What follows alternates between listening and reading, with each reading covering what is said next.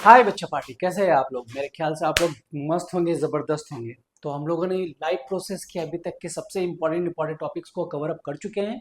अब हम लोग सबसे मोस्ट इंपॉर्टेंट टॉपिक आ रहा है transport system in plant and human beings. आज के वीडियो में हम लोग ये तमाम चीज़ों को अच्छे से गौर करेंगे, क्योंकि एक भी क्वेश्चन, एक भी मार्क्स, चाहे वो 5 मार्क्स के हो, 4 मार्क्स के हो, 2 मार्क्स के हो, 1 मार्क्स के हो, बिल्कुल भी नहीं जाएंगे। बायो में फुल 30 आउट ऑफ 30 आने ही होंगे। बस आप लोग ये लेक्चर को आराम से देखिए, बस बातों को समझने की कोशिश कीजिए। तो आज का लेक्चर बहुत इंपॉर्टेंट है, आज का टॉपिक बहुत इंपॉर्टेंट है, और ये दिल का मामला है, यानी कि हार्ट। तो ट्रांसपोर्ट सिस्टम में सबसे पहले क्या आता है, ह्यूमन बीइंग के बारे में। ट्रांसपोर्ट सिस्टम में हम लोग देखते हैं transport system in human beings. उसके बाद देखेंगे हम लोग ट्रांसपोर्ट सिस्टम इन प्लांट्स। इसका मतलब ये है कि ये टॉपिक इतना जरूरी क्यों हो जाता है बोर्ड एग्जाम के लिए, क्योंकि यहाँ पे कुछ कुछ चीजें ऐसे हैं जो लगभग लगभग सभी स्टूडेंट से छूट जाते हैं। कभी वो क्लास में ध्यान नहीं दे पाते हैं, या प्रोसेस रीजन कुछ भी हो, बट वो उनका छूट जाता है। तो सबसे पहले आइए हम लोग डिटेल्स में बात करेंगे कि हार्ट कैसे काम करता है, ट्रांसपोर्ट कैसे कहाँ से लेके जाता है, ऑक्सीजनेटेड ब्लड क्या होता है, डीऑक्सीजनेटेड ब्लड क्या होता है, लंग्स पहले कहाँ देता है, बाद में कैसे फिर वो लंग्स के पास ये पूरा का पूरा ब्लड सर्कुलेट होके जाता है। इट मीन्स ये ट्रांसपोर्टेशन सिस्टम का हम लोग पार्ट देखेंगे। तो हार्ट तक पहुंचने के लिए पहले सर्कुलेटरी सिस्टम को समझना जरूरी है। क्यों ये सर्कुलेटरी सिस्टम हार्ट से रिलेटेड है, लंग से रिलेटेड है, बहुत इंपॉर्टेंट है, देखते हैं। चलो, human transport system. Human transport system का ये बहुत इंपॉर्टेंट पार्ट है। The human transport system also known as the circulatory system. जी हाँ, इसी ह्यूमन पार्ट की जो ह्यूमन ट्रांसपोर्ट सिस्टम है, इसी को हम लोग सर्कुलेटरी सिस्टम भी कहते हैं। सबको पता है, आज मैं कुछ नया चीज नहीं बोल रहा हूँ। But is responsible for carrying vital substances like oxygen, nutrients, hormones and waste products throughout the body. यानी कि ये वही ट्रांसपोर्ट सिस्टम है जिनके वजह से सारा वो वेस्ट, एक तो इंपॉर्टेंट पार्ट्स पहुंचते हैं सभी जगह पे, और यही वो चीज है जहां से वेस्ट प्रोडक्ट भी निकलता है। उसमें क्या निकलेगा, अमीनो एसिड निकलेंगे, यूरिया निकलेंगे, ठीक है, through out the body. Body से जितना भी एक्सक्रीटरी सिस्टम का पार्ट है वो भी हम लोग इसमें कवर अप करेंगे। तो ये है ट्रांसपोर्ट सिस्टम का पूरा सिस्टम। तो कैसे क्या काम होता है।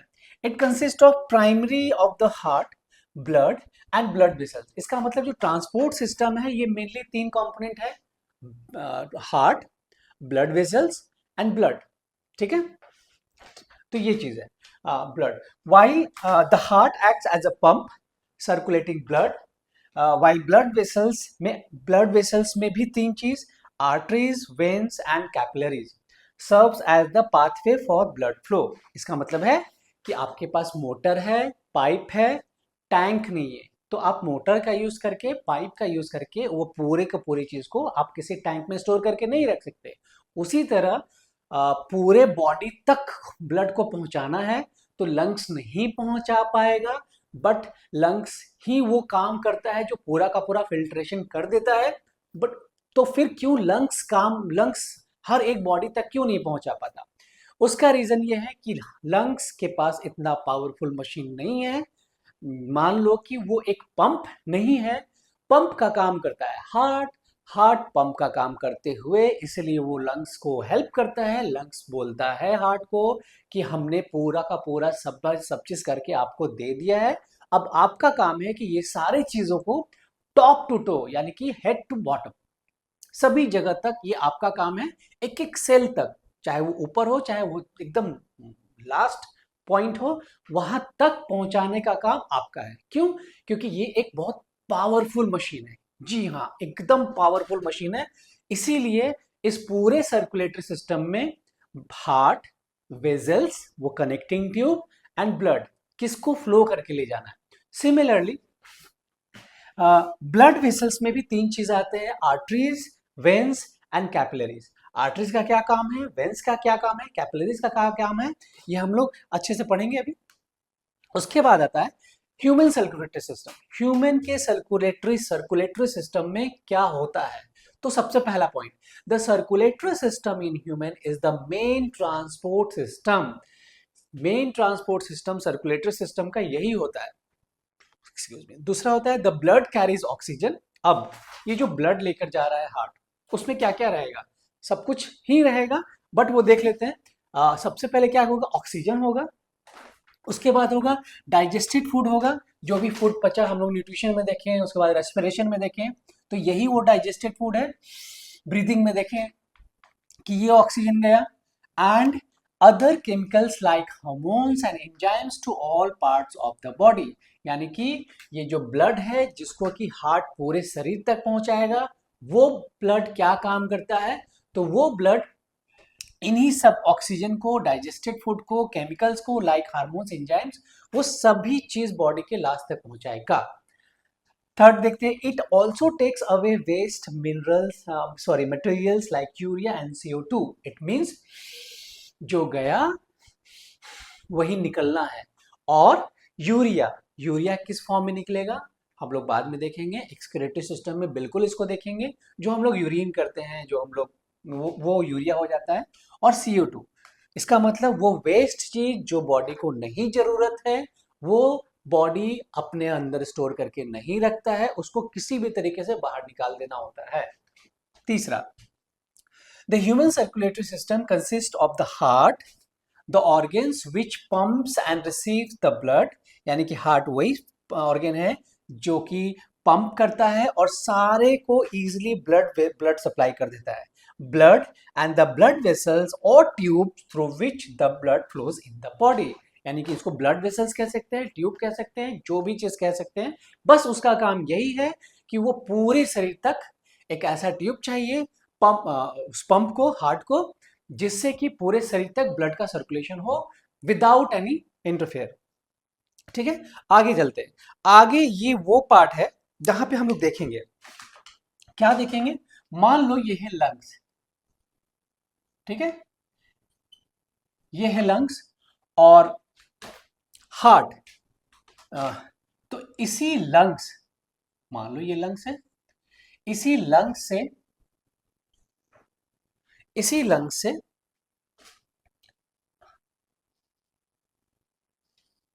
ध्यान से समझिएगा, इसी लंग्स से फिगर बना रहे,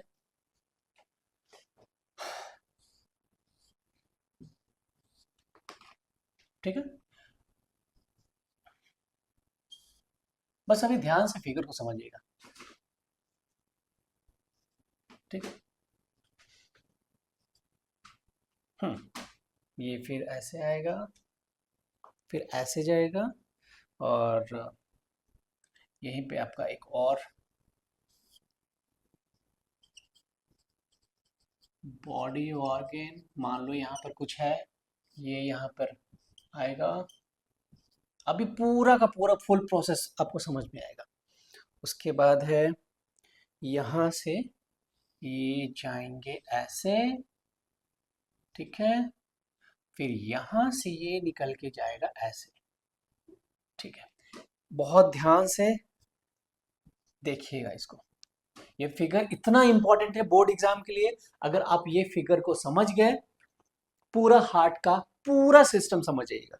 तो इस फिगर को बहुत ध्यान से देखना है, ठीक है। आ, ये हो गया लंग्स, ये है आपका हार्ट, ठीक है। ये हो गया आपका राइट आर्टरम,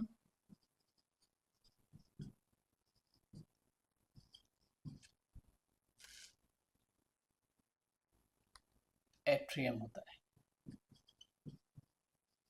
और ये हो गया आपका right ventricles,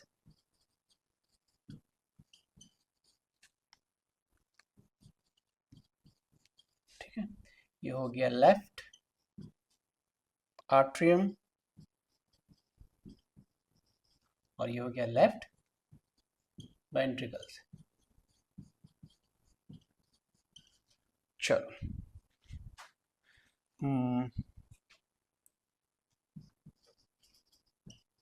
main main artery, जिसको कि हम लोग ओटा भी कहते हैं, अच्छे से एक्सप्लेन करेंगे अभी।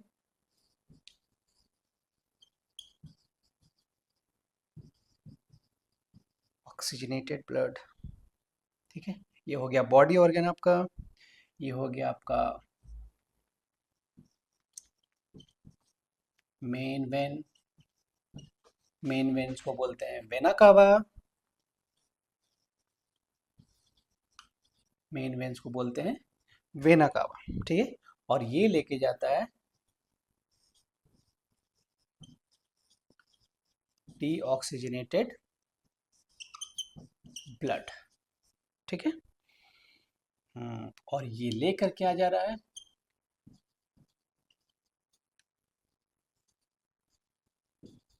ऑक्सीजनेटेड ब्लड, और ये लेके क्या आया,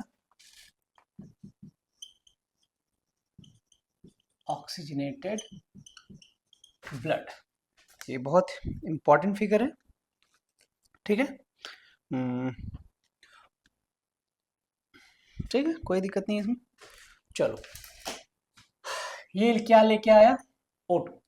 इसका मतलब ये है, अब ध्यान दीजिएगा, लंग्स ऑलरेडी वो सारा काम कर चुका होता है, बस उसको एक बहुत ही पावरफुल एक मशीन की जरूरत है, जो कि हमारा होता है हार्ट, एक पावरफुल मशीन। अब लंग्स क्या बोलता है, प्लीज भाई, यहाँ जो इतना इंपॉर्टेंट चीज हम बना के बैठे हैं, प्लीज तुम ये पूरा का पूरा शरीर तक पहुंचा दो, पूरे एक एक सेल तक पहुंचा दो, जिससे कि मेरा और तुम्हारा और इस पूरे शरीर का काम आसानी से हो जाए। तो यहां से जो लेकर आ रहा है जो ब्लड, वो कौन सा ब्लड है जो लेके आ रहा है लंग्स से हार्ट की तरफ, वो है ऑक्सीजनेटेड ब्लड। याद रखिएगा, लंग्स से हार्ट की तरफ जो लेकर आ रहा है वो होता है ऑक्सीजनेटेड ब्लड। और ये फर्स्ट आता है कहाँ पे, लेफ्ट आर्टरी में। लेफ्ट आर्टरी में आता है, आता है, आता है, भरता है, भरता है, भरता है, एक्सपेंशन होता है, एक्सपेंशन होता है, एक्सपेंशन होता है। उसके बाद इसी होल से कॉन्ट्रैक्शन कर देता है। कॉन्ट्रैक्शन का मतलब होता है जब किसी भी चीज में कोई चीज बहुत बहुत हाई प्रेशर से भर जाते हैं, तो उनको अब किसी एक रूट के थ्रू बाहर जाना ही होता है। तो लेफ्ट आर्टरी में पहले ब्लड आता है, कॉन्ट्रैक्ट होता है, सॉरी एक्सपेंशन होता है, एक्सपेंशन होता है, फिर वो कॉन्ट्रैक्ट करता है, पुश करता है नीचे लेफ्ट वेंट्रिकल्स में। अब देखो, यहां से जब अब यहां तो भी क्या हो रहा है, एक्सपेंशन हो रहा है, एक्सपेंशन हो रहा है, एक्सपेंशन हो रहा है। आफ्टर एक्सपेंशन ये भी कॉन्ट्रैक्ट करेगा, ठीक है। अगर ये कॉन्ट्रैक्ट करेगा, प्रेशर देगा, तो यहाँ क्या जुड़ा हुआ है, यहाँ ऑलरेडी एक ट्यूब जुटा हुआ है। तो याद रखिएगा, away away from the heart क्या होता है, आर्टरी। अवे, ए से अवे, ए से artery, away artery, away artery, yes. जब फर्स्ट टाइम हार्ट यानी कि लेफ्ट वेंट्रिकल से किसी ट्यूब वाले स्ट्रक्चर में ब्लड को लेके जाता है, तो अवे होता है, हार्ट से दूर जा रहा होता है, वो होता है मेन आर्टरी। याद रखिएगा, एकदम कंफ्यूज नहीं हो रहा है, बहुत आसानी से धीरे धीरे डिटेल में बता रहे हैं, ध्यान दीजिएगा। अवे फ्रॉम द हार्ट लेके जाता है, अवे फ्रॉम द आर्टरी होता है, और इसी को कहा जाता है, ये मेन आर्टरी है, इसका नाम है ओटा, ठीक है। और ये भी क्या लेकर गया, यही जो ऑक्सीजनेटेड ब्लड लेके आया, लेफ्ट आर्टरी में एक्सपैंड हुआ, एक्सपैंड हुआ, कॉन्ट्रैक्ट करके लेफ्ट वेंट्रिकल में गया, लेफ्ट वेंट्रिकल से मेन आर्टरी जिसको कि आउटा कहते हैं, वहां से ऑक्सीजनेटेड ब्लड लेके आ रहा है, आ रहा है, आ रहा है। यहीं पर बहुत सारा छोटा छोटा छोटा छोटा छोटा छोटा छोटा छोटा क्या होता है, इसी ब्लड वेसल्स में कैपिलरी, इसी ब्लड वेसल्स में कैपिलरीज होता है जो ऑक्सीजनेटेड ब्लड लेके आ रहा है। याद रखिएगा, इसी ट्यूब में हर एक हर एक नसेस में, हर एक ब्लड वेसल्स में बहुत छोटा छोटा छोटा छोटा कैपिलरीज होता है, जो कि वो ब्लड को लेके आ रहा होता है। और इसमें है क्या, ऑक्सीजनेटेड ब्लड, ऑक्सीजन, O2 लेके आया ना। अब ये बॉडी किसी एक बॉडी ऑर्गन को मिल गया, ठीक है, किसी भी एक, छोटा सा छोटा हो या बड़ा सा बड़ा हो, इससे मैटर नहीं करता है, ये किसी भी एक बॉडी ऑर्गन को मिल गया। एक कैपिलरीज भी अगर किसी बॉडी ऑर्गन को मिल गया, तो वहां क्या होने लगेगा, वहां पे रेस्पिरेशन स्टार्ट हो जाएगा। और क्योंकि ये ऑक्सीजनेटेड ब्लड लेके आया है, रेस्पिरेशन होता है, तो क्या निकलता है, CO2 निकलता है और वाटर निकलता है और एनर्जी निकलता है, वो तो पूरा इसको मिल गया। लेकिन ये जो CO2 है, जिसको कि इस बॉडी को, हमारे बॉडी को जरूरत नहीं है, अब ये क्या करेगा, ये बोलेगा कि ये नहीं चाहिए हमारे शरीर को, ये वापस लेके तुम जाओ। लेकिन जो ऑलरेडी भरा पड़ा है ऑक्सीजनेटेड ब्लड से, वो CO2 को वापस से इस प्रोसेस के थ्रू कैसे देगा लंग्स को? नहीं दे पाएगा। इसी वजह से जो जिस ट्यूब में, जिस कैपिलरीज में, जो कैपिलरीज ऑक्सीजनेटेड ब्लड लेके आता है, वैसे ही बहुत सारा ऐसा ऐसा कैपिलरीज होता है जो इसी कार्बन डाइऑक्साइड को लेके जाने के लिए बनता है। यानी कि बॉडी का स्ट्रक्चर बहुत ही बेहतरीन तरीके से बनाया गया है, इसीलिए शायद कहते हैं कि भगवान है, क्योंकि हम लोग की बस की बात तो ये नहीं है। तो जिस कैपिलरीज ने ऑक्सीजनेटेड ब्लड लेके आया, रेस्पिरेशन हुआ, एनर्जी बना, वाटर बना और CO2 भी बना। ये CO2 ब्लड बॉडी को नहीं चाहिए, तो ये CO2 फिर अपने अगल बगल कैपिलरीज को बोलता है कि आप ये कार्बन डाइऑक्साइड वापस लेके चले जाइए, क्योंकि ये हमारे को जरूरत नहीं है। ठीक है, तो फिर क्या करता है, अब देखो यहां तक आया ऑक्सीजनेटेड ब्लड, अब यहां से जो कार्बन डाइऑक्साइड मिल गया, ये हो गया क्या, डीऑक्सीजनेटेड ब्लड। देख रहे हो, इसीलिए बहुत ध्यान से, ये हो गया क्या, डीऑक्सीजनेटेड ब्लड। अब पहला पहला ट्यूब जो पहला ट्यूब पहला ब्लड वेसल्स जो हार्ट में जा रहा होता है, ये होता है मेन वेन। पहला ट्यूब जो हार्ट से निकल रहा होता है, वो होता है मेन आर्टरी। मेन आर्टरी पहला ट्यूब जो हार्ट से निकल रहा होता है। मेन वेन पहला ट्यूब या वेसल्स जो हार्ट की तरफ जा रहा होता है। याद रखिएगा, जो हार्ट की तरफ जा रहा होता है वो वेन होता है, जो हार्ट से निकल रहा होता है वो आर्टरी होता है। ठीक है, तो पहला कार्बन डाइऑक्साइड वाला ब्लड यानी कि डीऑक्सीजनेटेड ब्लड वेन से कहा गया, इसी राइट आर्टरी में। इसी राइट आर्टरी में जब ये डीऑक्सीजनेटेड ब्लड गया, तो फिर से वही प्रोसेस होगा, कॉन्ट्रैक्ट सॉरी एक्सपैंड, उसमें ट्यूब भरेंगे भरेंगे भरेंगे भरेंगे भरेंगे और देन पुश कर देंगे। यानी कि इस राइट आर्टरी में जितना कैपेसिटी है ब्लड को भरने का, वो भरेंगे, फिर वापस से यहाँ पे ये पुश करके नीचे लाने की कोशिश करेंगे। कौन सा ब्लड? डीऑक्सीजनेटेड ब्लड, जिसमें कि भर भर के CO2 मौजूद है। तो आफ्टर कॉन्ट्रैक्शन ये इस वाले राइट वेंट्रिकल्स में आ गया। राइट आर्टरी में वेन से, यानी कि मेन वेन जिसको वेना कावा बोलते हैं, वो राइट आर्टरी से कनेक्टेड होता है। यहाँ ब्लड का पंप अप हुआ, ब्लड आया, डीऑक्सीजनेटेड ब्लड आया, कॉन्ट्रैक्शन के बाद राइट वेंट्रिकल्स में गया।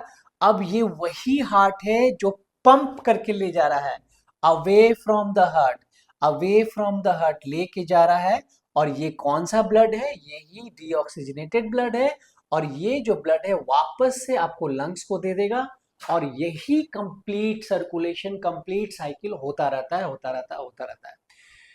बहुत सिंपल है। अभी तक जिसको भी हार्ट को समझने में दिक्कत हो रहा है, मेरे ख्याल से इस वीडियो के बाद, या ऐसे ऐसे बहुत सारे टीचर्स हैं बहुत अच्छे तरीके से पढ़ाते हैं, किसी का भी वीडियो देखे, मेन मकसद है आपका समझना, मेन मकसद है आपका बोर्ड्स क्लियर होना। ठीक है, अब कुछ कुछ एक्सेप्शनल केस होते हैं, इस पे भी हम गौर करेंगे कि क्यों इनको एक्सेप्शनल केस कहा गया है और ये बोर्ड एग्जाम के लिए कितना क्यों इंपॉर्टेंट है। चलो एक बार फिर से, लंग्स क्या किया, ऑक्सीजन लेके आया, इसका मतलब ऑक्सीजनेटेड ब्लड लेके आया। ऑक्सीजनेटेड ब्लड लेके कहाँ आया? सब पहला केस है लेफ्ट आर्टरी में, लेफ्ट आर्टरी में ऑक्सीजनेटेड ब्लड लेके आया। ठीक है, एक्सपेंशन हुआ, एक्सपेंशन हुआ, एक्सपेंशन हुआ, कॉन्ट्रैक्ट किया, कॉन्ट्रैक्ट करने के बाद सेकेंड पॉइंट कहाँ चला गया? लेफ्ट वेंट्रिकल में। लेफ्ट वेंट्रिकल वो है जहां से एक ट्यूब कनेक्टेड होता है और ये अवे फ्रॉम द हार्ट जाता है, away from the heart artery होता है। तो ये पहला है जहां से अवे फ्रॉम द हार्ट हो रहा है, तो ये मेन आर्टरी हो गया, जिसको कि अorta कहते हैं। ये कैसा ब्लड लेके आया? ये ऑक्सीजनेटेड ब्लड लेके आया। अभी भी यहाँ बहुत सारे कैपिलरीज में, छोटे छोटे कैपिलरीज में बढ़ जाते हैं। वो कैपिलरीज बॉडी ऑर्गन से कनेक्टेड होते हैं। वो कैपिलरीज कैसा ब्लड लेके आए हैं? तो वो कैपिलरीज ऑक्सीजनेटेड ब्लड लेके आए हैं। ऑक्सीजनेटेड ब्लड लेके आए हैं तो क्या हो गया? रेस्पिरेशन हो गया, फूड पार्टिकल्स ब्रेक डाउन हो गया, ATP मिल गया, वाटर मिल गया, और साथ साथ कार्बन डाइऑक्साइड भी मिल गया। अब ये कार्बन डाइऑक्साइड इस बॉडी ऑर्गन या पूरे बॉडी को जरूरत नहीं है, तो यहाँ पर और भी बहुत छोटे छोटे कैपिलरीज हैं जिसका कि यही काम है कि ये CO2 को इसमें अंदर ले लेंगे और ब्लड वेसल्स के थ्रू राइट आर्टरी में कनेक्टेड होंगे। तो इस बॉडी ऑर्गन से अब जो मेन ट्यूब कनेक्टेड है, मेन वेन, उसको मेन वेन कहते हैं, जिसका कि नाम है वेना कावा। पूछा जाता है वेना कावा कैसा ब्लड लेके जा रहा होता है, तो वेना कावा डीऑक्सीजनेटेड ब्लड लेके जा रहा होता है। ये कहाँ कनेक्टेड है? ये कनेक्टेड है आपका राइट आर्टरी में। यहाँ भी सेम चीज, फिलअप होंगे, फिलअप होगा, उसके बाद कॉन्ट्रैक्शन के बाद इस ट्यूब में राइट वेंट्रिकल्स में ले जाएगा।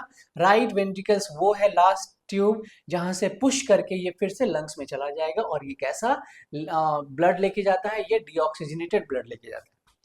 अब यहाँ पे याद रखिएगा, हार्ट में जो लेकर आया कैसा ब्लड है?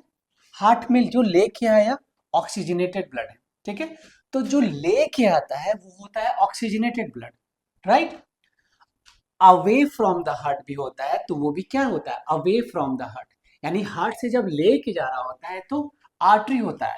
अब गौर कीजिएगा, यहां से वो लेकर वापस जा रहा है, यानी कि हार्ट इसी ट्यूब से अपने आप से दूर भेज रहा है, अवे भेज रहा है, उसका नाम क्या है? आर्टरी। सेम चीज यहां भी हार्ट अपने से दूर भेज रहा है इस वेन से। तो जब दूर भेज रहा होता है उसका नाम क्या होता है? जब अपने आप से दूर भेज रहा होता है तो उसका नाम क्या होता है? आर्टरी। तो इसी तरह इस वाले से भी जब हार्ट अपने से दूर भेज रहा होता है, चाहे वो डीऑक्सीजनेटेड ब्लड ही क्यों ना हो, बट यहां से भी तो अपने से दूर भेज रहा है, तो इसका नाम क्या हो गया? आर्टरी। बट कैसा आर्टरी? पल्मोनरी। पल्मोनरी आर्टरीज, याद रखिएगा। इस केस में क्या देखें, हार्ट अपने से दूर लेके गया तो वो मेन आर्टरी हुआ जिसका नाम ओर्टा था, बट ये ऑक्सीजनेटेड ब्लड लेता था। अभी यही चीज है, हार्ट भी अपने से दूर भेज रहा है, तो ये कहलाएगा क्या? आर्टरी ही कहलाएगा, लेकिन ये डीऑक्सीजनेटेड ब्लड लेके जाता है। तो यही है वो एक्सेप्शनल केस। हार्ट जब अपने से दूर लेके जा रहा होता है किसी चीज को तो उसका नाम होता है आर्टरी, बट यहाँ पर ऑक्सीजनेटेड ब्लड लेता है। इस केस में हार्ट अपने से दूर भेज रहा होता है तो इसका भी नाम होगा आर्टरी, बट ये कैसा ब्लड लेके गया? डीऑक्सीजनेटेड, तो ये हो गया पल्मोनरी आर्टरी, ठीक है। अब हार्ट के थ्रू जब अंदर जाता है, हार्ट के थ्रू जो पहला ट्यूब है जो अंदर जा रहा होता है उसको मेन वेन कहते हैं, ठीक है। हार्ट के थ्रू अंदर जब बॉडी के अंदर से हार्ट में जा रहा है, डीऑक्सीजनेटेड ब्लड जाता है। याद रखिएगा, वेन में डीऑक्सीजनेटेड ब्लड लेके जाता है जो पहला हार्ट के अंदर लेके जाता है, ठीक है। बट यहाँ देखिए, यहाँ भी तो हार्ट के अंदर आ रहा है, यहाँ भी तो लंग से निकल के हार्ट के अंदर आ रहा है, यहाँ भी हार्ट से निकल के या बॉडी ऑर्गन से निकल के ये ट्यूब हार्ट के अंदर जा रहा था। तो जब हार्ट के अंदर जा रहा होता है तो उसको वेन्स कहते हैं। इट मीन्स ये भी जो हार्ट के अंदर लेके जा रहा है ये क्या हो गया? वेन्स हो गया, वेन हो गया। बट ये ऑक्सीजनेटेड ब्लड लेके जा रहा था, ये डीऑक्सीजनेटेड ब्लड लेके जा रहा था। यही अंतर है, ये और ये आर्टरी, आर्टरी ऑक्सीजनेटेड ब्लड लेके जाता है और यहाँ पे यही आर्टरी डीऑक्सीजनेटेड ब्लड लेके जाता है जिसका कि नाम हो गया पल्मोनरी आर्टरी। जब बॉडी के हार्ट के अंदर जाता है उसका नाम वेन है, इसका मतलब ये अब यहाँ से हार्ट के अंदर गया, इसका नाम वेन हुआ। बट ये डीऑक्सीजनेटेड वेन था, यहाँ पे ऑक्सीजनेटेड वेन था, तो इसी को कहते हैं पल्मोनरी वेन। यानी कि यही वो दो एक्सेप्शनल केस वाले चीज है जो कि कहा जाता है। आर्टरी का मेन काम होता है ऑक्सीजनेटेड ब्लड लेके जाना, पल्मोनरी आर्टरी का भी काम होता है लेके जाना बट डीऑक्सीजनेटेड ब्लड लेके जाना। आर्टरी है बट डीऑक्सीजनेटेड ब्लड लेके जा रहा है। यहाँ पे वेन का काम क्या होता है? डीऑक्सीजनेटेड ब्लड लेके हार्ट तक जाना, वेन का डीऑक्सीजनेटेड ब्लड हार्ट तक लेके जाना। यहाँ भी हार्ट के अंदर जा रहा है तो ये वेन होगा, बट ये कैसा लेके जा रहा है? ये ऑक्सीजनेटेड लेके जा रहा है, इसलिए इसका नाम हो गया पल्मोनरी वेन, ठीक है। बहुत बहुत अच्छे से इसको समझिएगा। एक बार अगर आपके दिमाग में फिट बैठ गया नो मैटर किसी भी पोजीशन पे आप रहोगे, आपको कोई नहीं किसी भी तरह के क्वेश्चन से हरा सकता है। ठीक है, अब हम लोग बात आते हैं। अब यहाँ तो पूरा का पूरा हम लोग तो कंस्ट्रक्टिंग कर दिए हैं। ठीक है, ये चीज बहुत याद रखिएगा और इसी से आपका हार्ट का एक एक क्वेश्चन बनेगा। ठीक है, इसमें अभी हम लोग और भी देखेंगे, बहुत चीज है इसमें देखने के लिए अभी, कि क्यों हार्ट के बीच में एक गैप होता है, उसको क्या बोलते हैं। ठीक, चैम्बर होते हैं, कितने चैम्बर होते हैं, क्या होते हैं, सब देखेंगे हम लोग। तो अब जैसे कि हम लोग कुछ कुछ बात की है उसके बारे में थोड़ा देख लेते हैं। इंपॉर्टेंट पॉइंट्स टू रिमेंबर, यानी कि इस पूरे प्रोसेस में जो भी हम लोग अभी पढ़े उसमें इंपॉर्टेंट पॉइंट क्या रिमेंबर करने की जरूरत है, आइए एक बार फिर से देख लेते हैं रिटन, क्योंकि आपको नोट्स तो चाहिए होगा। ट्रांसपोर्टेशन इन ह्यूमन बीइंग, पहला होता है ब्लड वेसल्स। ब्लड वेसल्स का काम क्या है, blood vessels which take blood away from the heart. Away from the heart, याद रखिएगा जो जो आपको फिगर के थ्रू हम बताए हैं वो सब चीज यहाँ लिखा हुआ है, तो फिगर को वापस से पॉज करके देख लीजिएगा, अच्छे से उसका स्क्रीनशॉट ले लीजिएगा, और यहाँ भी लिखा हुआ है तो आप देख लीजिएगा। Away from the heart artery, away from the heart artery था, ऑक्सीजनेटेड ब्लड लेके जाता था। Blood vessels which take blood into the heart are called veins, यानी कि अब बॉडी ऑर्गन से पहला जो वेना कावा था वो मेन वेन था और वो हार्ट से कनेक्टेड था। ठीक है, तो ब्लड वेसल्स इतने तरीके होते हैं। Role of lungs and heart, lungs पूरा का पूरा पूरी तरीके से प्योरीफाई कर दिया, उसके पास पावर नहीं है तो वो हार्ट को रिक्वेस्ट करता है और हार्ट वो पूरा काम कर देता है उसका।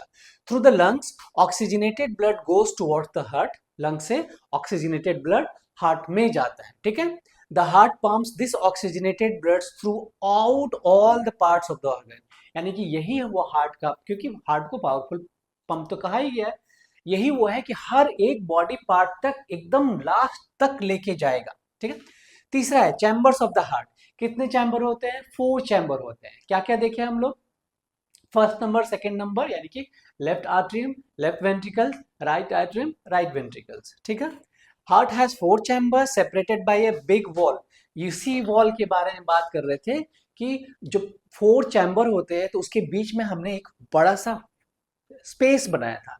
ये क्यों था, ये क्यों था ये तो बाद में डिस्कस करेंगे। इसका पहले नाम क्या है, तो इसका नाम होता है सेप्टम, याद रखिएगा सेप्टम होता है। ठीक है, कभी कभी एग्जाम में आ जाता है। Right atrium and right ventricles, left atrium and left ventricles. ठीक है, तो ये होता है। अब फोर्थ पॉइंट क्या है, blood circulation process, oxygenated blood enters the left atrium, it then dilate dilate dilate, यानी उसके बाद कॉन्ट्रैक्ट कर देता है, यानी डायलेट करने का मतलब फिल्स द ब्लड, पहले ही बता चुके हैं। जो फर्स्ट ऑक्सीजनेटेड ब्लड लेके कहाँ आया, लेफ्ट आर्टरी में, लेफ्ट आर्टरी में यही डायलेट किया, डायलेट किया, डायलेट का मतलब भर जाना, फिलअप होना। उसके बाद क्या करेंगे, पुश करके नीचे भेज देंगे। After dilation it contracts pushes blood into the left ventricle, यानी कि नीचे लेफ्ट वेंट्रिकल में पुश कर देगा, लेफ्ट आर्टरी से लेफ्ट वेंट्रिकल में पुश कर देगा। उसके बाद same process occurs dilate contract, यानी कि जो नीचे लेफ्ट वेंट्रिकल में आया वहां भी डायलेट होगा, डायलेट होगा, डायलेट होगा और फिर कॉन्ट्रैक्ट कर जाएगा। कॉन्ट्रैक्ट करने के बाद अवे फ्रॉम द हार्ट था, याद रखिएगा away from the heart aorta, तो ठीक है ना। Contract left ventricle then pushes all the oxygenated blood into the main artery called aorta, main artery away from the heart, artery, main artery, aorta उसका नाम है। ठीक है, कैसा ब्लड लेके जाता है, ऑक्सीजनेटेड ब्लड लेके जाता है। उसके बाद aorta and capillaries, aorta is the further divided into thin capillaries before reaching the cell, जैसा कि बताएं, और बॉडी ऑर्गन से आने से पहले ही बहुत सारे छोटे छोटे छोटे छोटे कैपिलरीज में वो रहते ही हैं। हर एक सेल का जितना थिकनेस है, यानी कि हर एक कैपिलरीज का जितना थिकनेस है उतना ही एक एक सेल का थिकनेस है। दोनों के कह सकते हैं कि या तो सेल के इतना थिकनेस वाले कैपिलरीज रहते हैं या कैपिलरीज के थिकनेस वाले इतने सेल का साइज होता है। ठीक है, तो ये aorta is further divided into thin capillaries before reaching the cell. Capillary supplies oxygenated and nutrients to the cell. और यही जो ऑक्सीजनेटेड ब्लड लेकर आया है यही वो हर एक छोटे छोटे सेल्स को पूरा का पूरा जो न्यूट्रिएंट्स है उसमें जो ऑक्सीजन है, ऑक्सीजनेटेड ब्लड ऑक्सीजन लेके आया, रेस्पिरेशन होगा, एटीपी बनेगा एंड CO2 भी बनेगा। ठीक है, छठा है respiration and waste removal. Respiration हुआ, पहले ही बता दिया, रेस्पिरेशन हुआ सबसे पहले क्या बनेगा, बहुत सारा तगड़ा वाला एटीपी, है ना, energy. In cells respiration starts and carbon dioxide released, पहले ही पता था कार्बन डाइऑक्साइड रिलीज हो जाएगा, कार्बन डाइऑक्साइड रिलीज हो तो क्या बोलेगा, ये बॉडी को नहीं चाहिए, फिर से वो अपने अपने अगल बगल वाले कैपरीज से रिक्वेस्ट करेगा, रिक्वेस्ट हम लोग अपने टर्म्स में कहते हैं रिक्वेस्ट करेगा, बट ये उनका काम ही है, ये उनका काम ही है कि कुछ कैपिलरीज ऑक्सीजनेटेड ब्लड को लेके आएंगे और कुछ कैपिलरीज इसी डीऑक्सीजनेटेड ब्लड को लेके जाएंगे। याद रखिएगा, जो ऑक्सीजनेटेड ब्लड आते हैं वो रेड कलर के होते हैं, जो वेन्स में चले गए, आर्टरीज में नहीं। आफ्टर रेस्पिरेशन देखिएगा टर्म यूज किया गया है वेन, यानी कि वही वेन है जो आपके हाथ में दिखता है, और ये ग्रीन ग्रीन सबको दिखता है, बट एक्चुअल में ये स्किन के अंदर ब्लू कलर में पाए जाते हैं। हाँ, ब्लू कलर में पाए जाते हैं। तो जो हार्ट से ब्लड आ रहे हैं वो रेड ब्लड होते हैं, और जो आफ्टर रेस्पिरेशन कार्बन डाइऑक्साइड मिल जाते हैं जिस ब्लड में, उनका कलर ब्लू हो जाता है और वही हमारे वेन्स में दिखते रहते हैं। याद रखिएगा नेक्स्ट टाइम से। अब oxygen supply by capillaries, capillaries में ऑक्सीजन का कैसे सप्लाई होता है वो देखते हैं। Capillaries carry oxygen from aorta to the body cell, यही वो कैपिलरीज है जो ऑक्सीजन लेके आते हैं अओर्टा तक, अओर्टा से। Capillaries do not take back CO2, यानी कि ये जो वो ऑक्सीजनेटेड ब्लड जो लेके आए हैं कैपिलरीज, वो वापस से CO2 को लेके नहीं जा सकते, ओनली डिलीवर ऑक्सीजन, यानी कि स्पेसिफिकली जिसका कैपिलरीज का काम है ऑक्सीजनेटेड ब्लड को लेके आना, उनका वापस से ये काम का नहीं है कि उसी रास्ते से वापस वो CO2 को लेके चले जाएंगे। These capillaries appeared red, अभी बताए, these capillaries appear red because they contain oxygenated blood RBCs, यानी कि जो हार्ट से ब्लड लेके आते हैं, जिस कैपिलरीज जिस मेन आर्टरी से जो ब्लड आएंगे वो रेड ब्लड होंगे, इसलिए उनको RBCs कहा जाता है। ठीक है, अब रिटर्न कैसे होता है, return deoxygenated blood after respiration in cells, deoxygenated blood carry CO2 to the nearest capillaries. इसका मतलब ये है वहां भी ऐसे बहुत सारे कैपिलरीज रहते हैं जो जिनको कि रखा ही गया है कि इन्हीं डीऑक्सीजनेटेड ब्लड को वापस से अपने पास लाना, अपने ट्यूब में ले लेना और वापस हार्ट को देना, और हार्ट क्या करेगा, लंग्स को पहुंचा देगा। ठीक है, these capillaries send the blood to the main vein, याद रखिएगा कैपिलरी से गया हार्ट की तरफ, वो मेन वेन होता है, vena cava. Main vein heart की तरफ अंदर जा रहे हैं, वेन होते हैं, हार्ट से बाहर की तरफ निकलते हैं तो आर्टरी होते हैं। Call the vena cava, important है, मेन वेन का नाम है वेना कावा, ये एग्जाम में पूछता है कभी कभी। Right side of the heart, ये हार्ट के राइट साइड होते हैं। ठीक है, vena cava carries deoxygenated blood into the right atrium, right artery में वो सबसे जो ऊपर होते हैं यही वेना कावा उसको लेके जा रहा होता है, डीऑक्सीजनेटेड ब्लड लेके जा रहा होता है। बार बार बताया जा रहा है, एकदम ध्यान से सुनिएगा, एक भी चीज मिस नहीं होगा, यानी कि यही वेना कावा राइट आर्टरी में ब्लड लेके जाता है, वहां क्या होता है, डायलेट होता है, बढ़ता है और फिर कॉन्ट्रैक्ट कर देता है। कॉन्ट्रैक्ट मतलब पुश करके नीचे ले जाता है, यानी कि राइट वेंट्रिकल में, राइट आर्टरी फर्स्ट डायलेट, फिर से वही फिलिप्स द ब्लड, डायलेट होगा, ब्लड वेसल्स फिलअप हो जाएगा, देन कॉन्ट्रैक्ट, फिर कॉन्ट्रैक्ट हो जाता है, pushes blood into the right ventricle, नीचे जो राइट वेंट्रिकल होता है उसमें वो पुश कर देता है।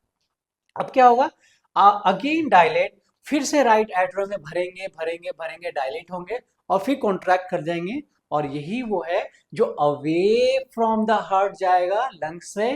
तो ये एक्सेप्शनल वाले वेन है जिसको कि पल्मोनरी वेन कहा जाता है, क्योंकि यह लंग्स में लेके जा रहे हैं।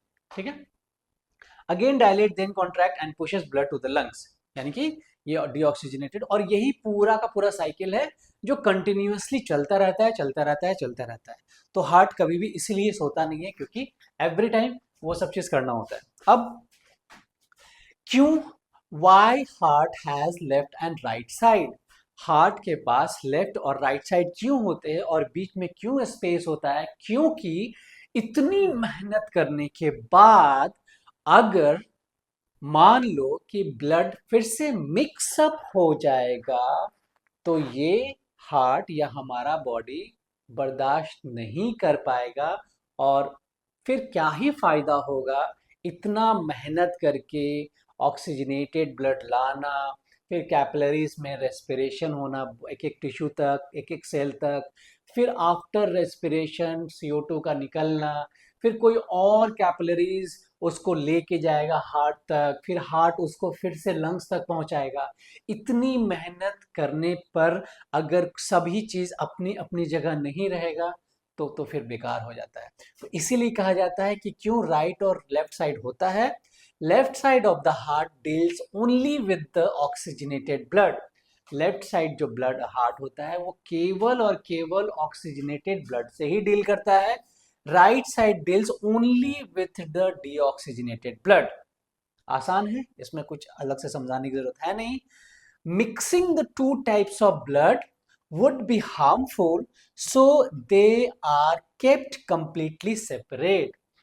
फिर से वही चीज, दोनों को मिक्स करना पॉसिबल नहीं है, या कह ले हम ही लोग के लिए हार्मफुल है। इसी वजह से 4 चैम्बर का यूज किया जाता है और उन दोनों ही लेफ्ट और राइट को सेपरेट किया जाता है सेप्टम से। नाम याद रखिएगा, सेप्टम। अब है स्पेशल केस एक्वेटिक एनिमल्स जैसे कि फिश। फिश में, हम लोग में तो ये होता है प्रोसेस। अब किसी एक्वेटिक एनिमल में क्या होता होगा हम लोग तो नहीं देखें, क्योंकि हम लोग बाहर के इन्वायरमेंट में रहते हैं। बट फिश क्या होते हैं, फिश तो नीचे रहते हैं। अब देखते हैं नीचे किस तरह का उनका माहौल होता है, वो किस तरह से अपने आप को डील करते हैं सब चीज से। They have only 2 chamber, OMG, केवल 2 चैम्बर होते हैं। यानी कि अब ये पता है कि एक्वेटिक एनिमल्स के पास 2 चैम्बर होते हैं, यानी कि 2 चैम्बर्स होते हैं of the heart. No separation of the blood type, इसका मतलब उनमें कोई सेपरेशन की जरूरत नहीं होती है। हम लोग में होती है, हम लोग बर्दाश्त नहीं कर सकते, we can not afford that, जो हम लोग इतना मेहनत करके बनाए हैं। तो उनका नो सेपरेशन, सेपरेट होने की जरूरत नहीं है blood. Human heart has 4 chambers to separate, हम लोग के पास 4 चैम्बर होते हैं, ऑक्सीजनेटेड एंड डीऑक्सीजनेटेड ब्लड। बहुत ध्यान से सुनना बच्चे लोग, क्योंकि ये इतना इंपॉर्टेंट है, इतना इंपॉर्टेंट है, फिर जिंदगी भर कभी भी तुम्हारे को इस हार्ट से, एक्सक्रीटरी सिस्टम से, ट्रांसपोर्ट सिस्टम से, फिश से, प्लांट से फर्दर समझने की जरूरत नहीं पड़ेगी। ठीक है, ऑक्सीजनेटेड ब्लड डीऑक्सीजनेटेड ब्लड लेके जाता है। इंपॉर्टेंट एक्सेप्शनल पल्मोनरी वेन बताए थे, हार्ट से, हार्ट से, हार्ट से जो जो जो जो जा रहा होता है उसको वेन कहते हैं। ठीक है, फिर लंग्स तक पहुंचता है। इसका मतलब क्या है, वो हार्ट से जो जा रहा होता है, हार्ट से जो जब ऑक्सीजनेटेड ब्लड जा रहा होता था तो आर्टरी कहते थे। उसी तरह जब हार्ट से जा रहा होता था तो वो आर्टरी होगा, लेकिन पर्मनरी आर्टरी होगा। सिमिलरली नीचे बॉडी ऑर्गन से हार्ट में जा रहा था तो उसको वेन कहते हैं। उसी तरह ऊपर लंग्स था, लंग्स से नीचे जब हार्ट में जा रहा था तो हार्ट में अंदर जा रहा था तो ये वेन हो गया, इसको पल्मोनरी वेन कहते हैं। याद रखिएगा, बहुत अच्छे से फिगर को समझ लीजिएगा। Important exception pulmonary vein, usually veins carry deoxygenated blood. Figure देख लीजिएगा, हमेशा डीऑक्सीजनेटेड ब्लड लेके जा रहा होता है। ये कब हो रहा होता है, आफ्टर रेस्पिरेशन वेन्स लेके जा रहा होता है deoxygenated blood. But pulmonary veins is an exception. ठीक है, it carries oxygenated blood from lungs, ये लंग से ब्लड लेके आ रहा होता है। तो ये कैसा ब्लड लेके आ रहा होता है, तो ऑक्सीजनेटेड ब्लड। ठीक है, oxygenated blood to the heart, हाँ, और called veins because it carries blood into the heart, और ये ब्लड को हार्ट तक लेके जाता है। Happens only once in the circulatory system, यानी कि ये बस इनके पास एक ही टाइम होता है, इसलिए इनको 4 चैम्बर की जरूरत नहीं होती है, इनके पास 2 ही है। ठीक है, पल्मोनरी वेन्स एक्सेप्शनल है, पल्मोनरी आर्टरी एक्सेप्शनल है। अब क्या होता है ये देख लीजिए, from heart to lungs the tube which carries blood is called artery. Heart से लेके जाता है, away from the heart artery होता है। Normally arteries carry oxygenated blood, away from the heart लेके जब जा रहा होता है आर्टरी, अओर्टा होता है, और वो ऑक्सीजनेटेड ब्लड लेके जा रहा होता है। But pulmonary arteries carries deoxygenated blood, यानी कि हार्ट से जब वापस लंग की तरफ जा रहा था तो वो भी आर्टरी होता है, क्योंकि अवे फ्रॉम द हार्ट यहाँ भी जा रहा था। तो यहाँ को कहते हैं एक्सेप्शनल केस, इसीलिए है क्योंकि ये डीऑक्सीजनेटेड ब्लड लेके जा रहा था और इसी को पल्मोनरी आर्टरीज कहते हैं। ठीक है, this happens only once in the circulatory system, और ये उस पूरे सर्कुलेटरी सिस्टम में एक ही बार होता है। ठीक है, ये पल्मोनरी वेन्स क्या होते हैं, carries oxygenated blood from lungs to the heart, lungs से हार्ट की तरफ लेके जाते हैं तो ऑक्सीजनेटेड ब्लड होता है। Another exception, normally veins carries deoxygenated blood, कब, आफ्टर रेस्पिरेशन, हर एक सेल के बाद जब CO2 बनता है तो वो इसी CO2 को कुछ कैपिलरीज लेके जा रहे होते हैं, तो वो क्या होते हैं, डीऑक्सीजनेटेड होता है। बट ये पहला ये एक्सेप्शनल कैपिलरीज है, ये एक्सेप्शनल वेन है जो ऑक्सीजनेटेड ब्लड लेके आता है हार्ट तक। ठीक है, deoxygenated blood. Largest body vessels in the human body, यानी कि ये जो लार्जेस्ट ह्यूमन बॉडी है कौन है, लार्जेस्ट आर्टरी को हम लोग अरोटा कहते हैं और लार्जेस्ट वेन को हम लोग वेना कावा बोलते हैं। याद रखिएगा, लार्जेस्ट वेन को वेना कावा और लार्जेस्ट आर्टरी को अरोटा। अब देखिए ये वही चीज है, इसको फिगर से समझेंगे।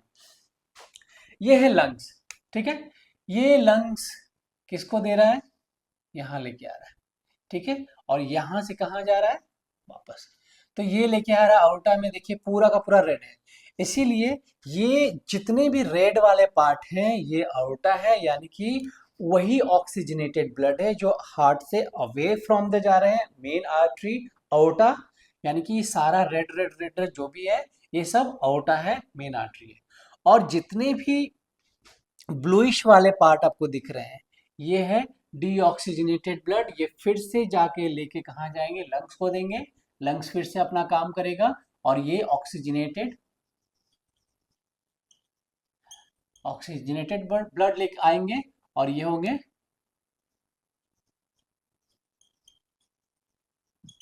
Deoxygenated blood. ठीक है, वीडियो लंबा जरूर है बट जानबूझ के ये धीरे धीरे समझाया जा रहा है क्योंकि जल्दीबाजी में कुछ भी चीज मिस ना हो जाए। ठीक है, यही है pulmonary arteries, pulmonary vein, aortic walls, left ventricle, right ventricle, ये बहुत आसान है। ठीक है, इसको इतना डिटेल में बताने की जरूरत नहीं है क्योंकि ऑलरेडी हम आपको एक मेन रफ स्ट्रक्चर दे दिए थे कि कैसे लंग से हार्ट तक आया, और वही आपको जानना जरूरी है। ये तो बस सुंदर दिखने के लिए है, मेन फंक्शन उसी में छिपा है। अब यहाँ से आप समझ लीजिए ये जितने भी रेड वाले हैं इसमें ऑक्सीजनेटेड ब्लड लेके आएगा, फिर आप एक एक ब्लड सेल के पास रेस्पिरेशन होगा, रेस्पिरेशन के बाद क्या होगा, CO2 लेके जाएगा और ये फिर से लंग्स को सप्लाई कर देगा, और यही प्रोसेस चलता रहेगा चलता रहेगा चलता रहेगा। ठीक है,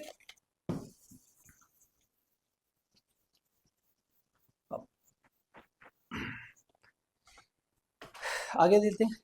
आगे है अब ब्लड, इसका मतलब हम लोग क्या देखे थे, सर्कुलेटरी सिस्टम का इंपॉर्टेंट पार्ट क्या क्या देखे थे, हार्ट देखे थे, ब्लड देखे थे, ब्लड वेसल्स देखे थे। हार्ट हो गया, ब्लड देखते हैं, ब्लड में ब्लड क्या क्या चीज होता है, कैसे कैसे इसको डील करते हैं। तो ब्लड में क्या होता है, ब्लड इज अ फ्लूइड, एक लिक्विड होता है, कनेक्टिव टिश्यू, उसमें बहुत सारे टिश्यू कनेक्टेड रहते हैं। It consist of 3 components, blood cells, plasma and platelets. ठीक है, इसमें इसका मतलब है ब्लड जो फ्लूइड होते हैं उसमें यही 3 चीज आपको मिलेंगे, blood cells, plasma and platelets. पता है, बहुत इंपॉर्टेंट रोल है इनका। It is the blood which circulates around the whole body and delivers oxygen and nutrients to the cell and tissue. ये ब्लड ही है जो पूरे बॉडी का अराउंड है, यानी कि ब्लड वेसल से कनेक्टेड है, और यही वो क्या देते हैं, ये सारे चीज को डिलीवर करते हैं, चाहे वो ऑक्सीजन हो, चाहे वो न्यूट्रिएंट्स हो, एक एक सेल तक, एक एक टिश्यू तक। ठीक है, blood is red in colour because of the presence of pigment called hemoglobin which has the ability to bind oxygen।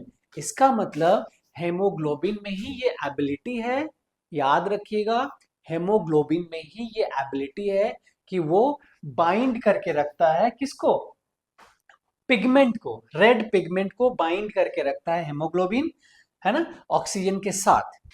ठीक है, आगे बढ़ते हैं। Red blood sales and white blood cells क्या होता है।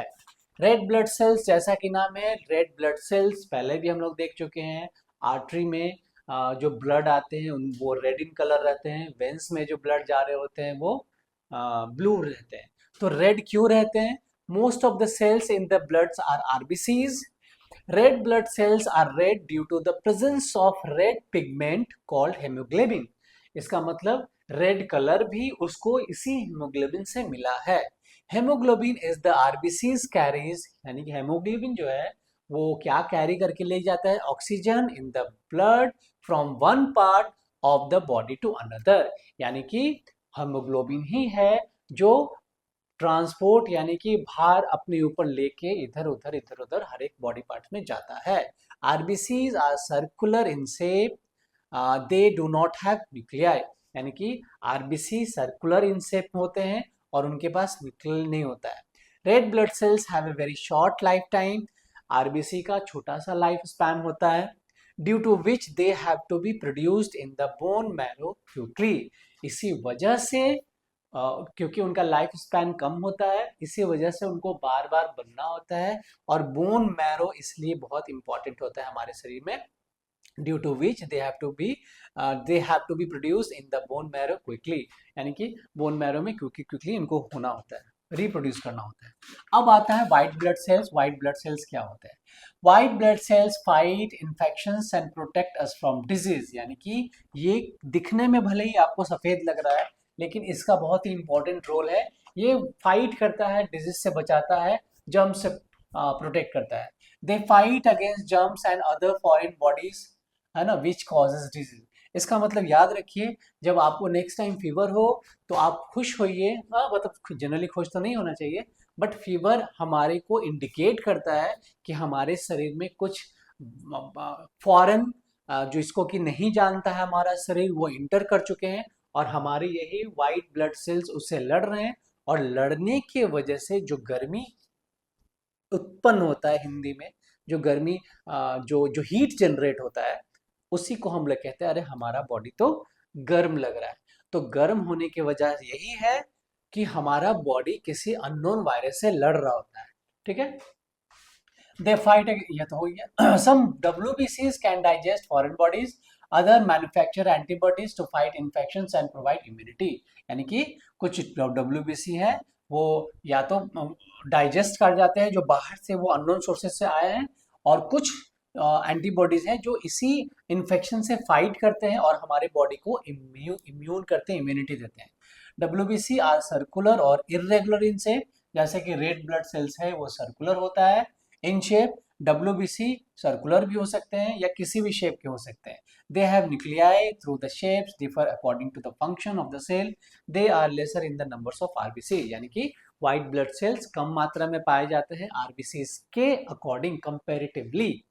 ठीक है, आगे प्लाज्मा और प्लेटलेट्स, ये उसी का पार्ट है, कंपोनेंट है। प्लाज्मा क्या होता है, प्लेटलेट क्या होता है? प्लाज्मा क्या होता है ये पहले ध्यान दीजिए। द लिक्विड और fluid part of the body is called plasma. यानी कि जब हम लोग का ब्लड निकल रहा होता है, तो जो लिक्विड निकल रहा होता है उसी में से वो प्लाज्मा निकलेगा। ठीक है, it is colourless liquid which consist of 90% of water. इसका मतलब जो प्योरली बह रहा है वो ब्लड नहीं, वो वाटर है। ठीक है, जो कंप्लीटली बह रहा होता है, जैसे मान लो किसी की नस कटी है या किसी जानवर मर चुका है, तो वो जो क्विकली बाहर आता है, क्विकली बाहर क्या आएगा? पानी ही आएगा, क्योंकि वो बहुत पतला होता है ना, थिन होता है। इसीलिए कहा गया है ये कलरलेस होता है, लिक्विड होता है जिसमें कि 90% वाटर होते हैं and some other substances dissolve in it. और कुछ अदर सब्सटेंसेस होते हैं जो इसमें डिसॉल्व होते हैं। It contains red blood sales, white blood cells and platelets. यानी कि इसी पूरे ब्लड में रेड ब्लड सेल्स होते हैं, व्हाइट ब्लड सेल्स होते हैं और प्लेटलेट्स होते हैं।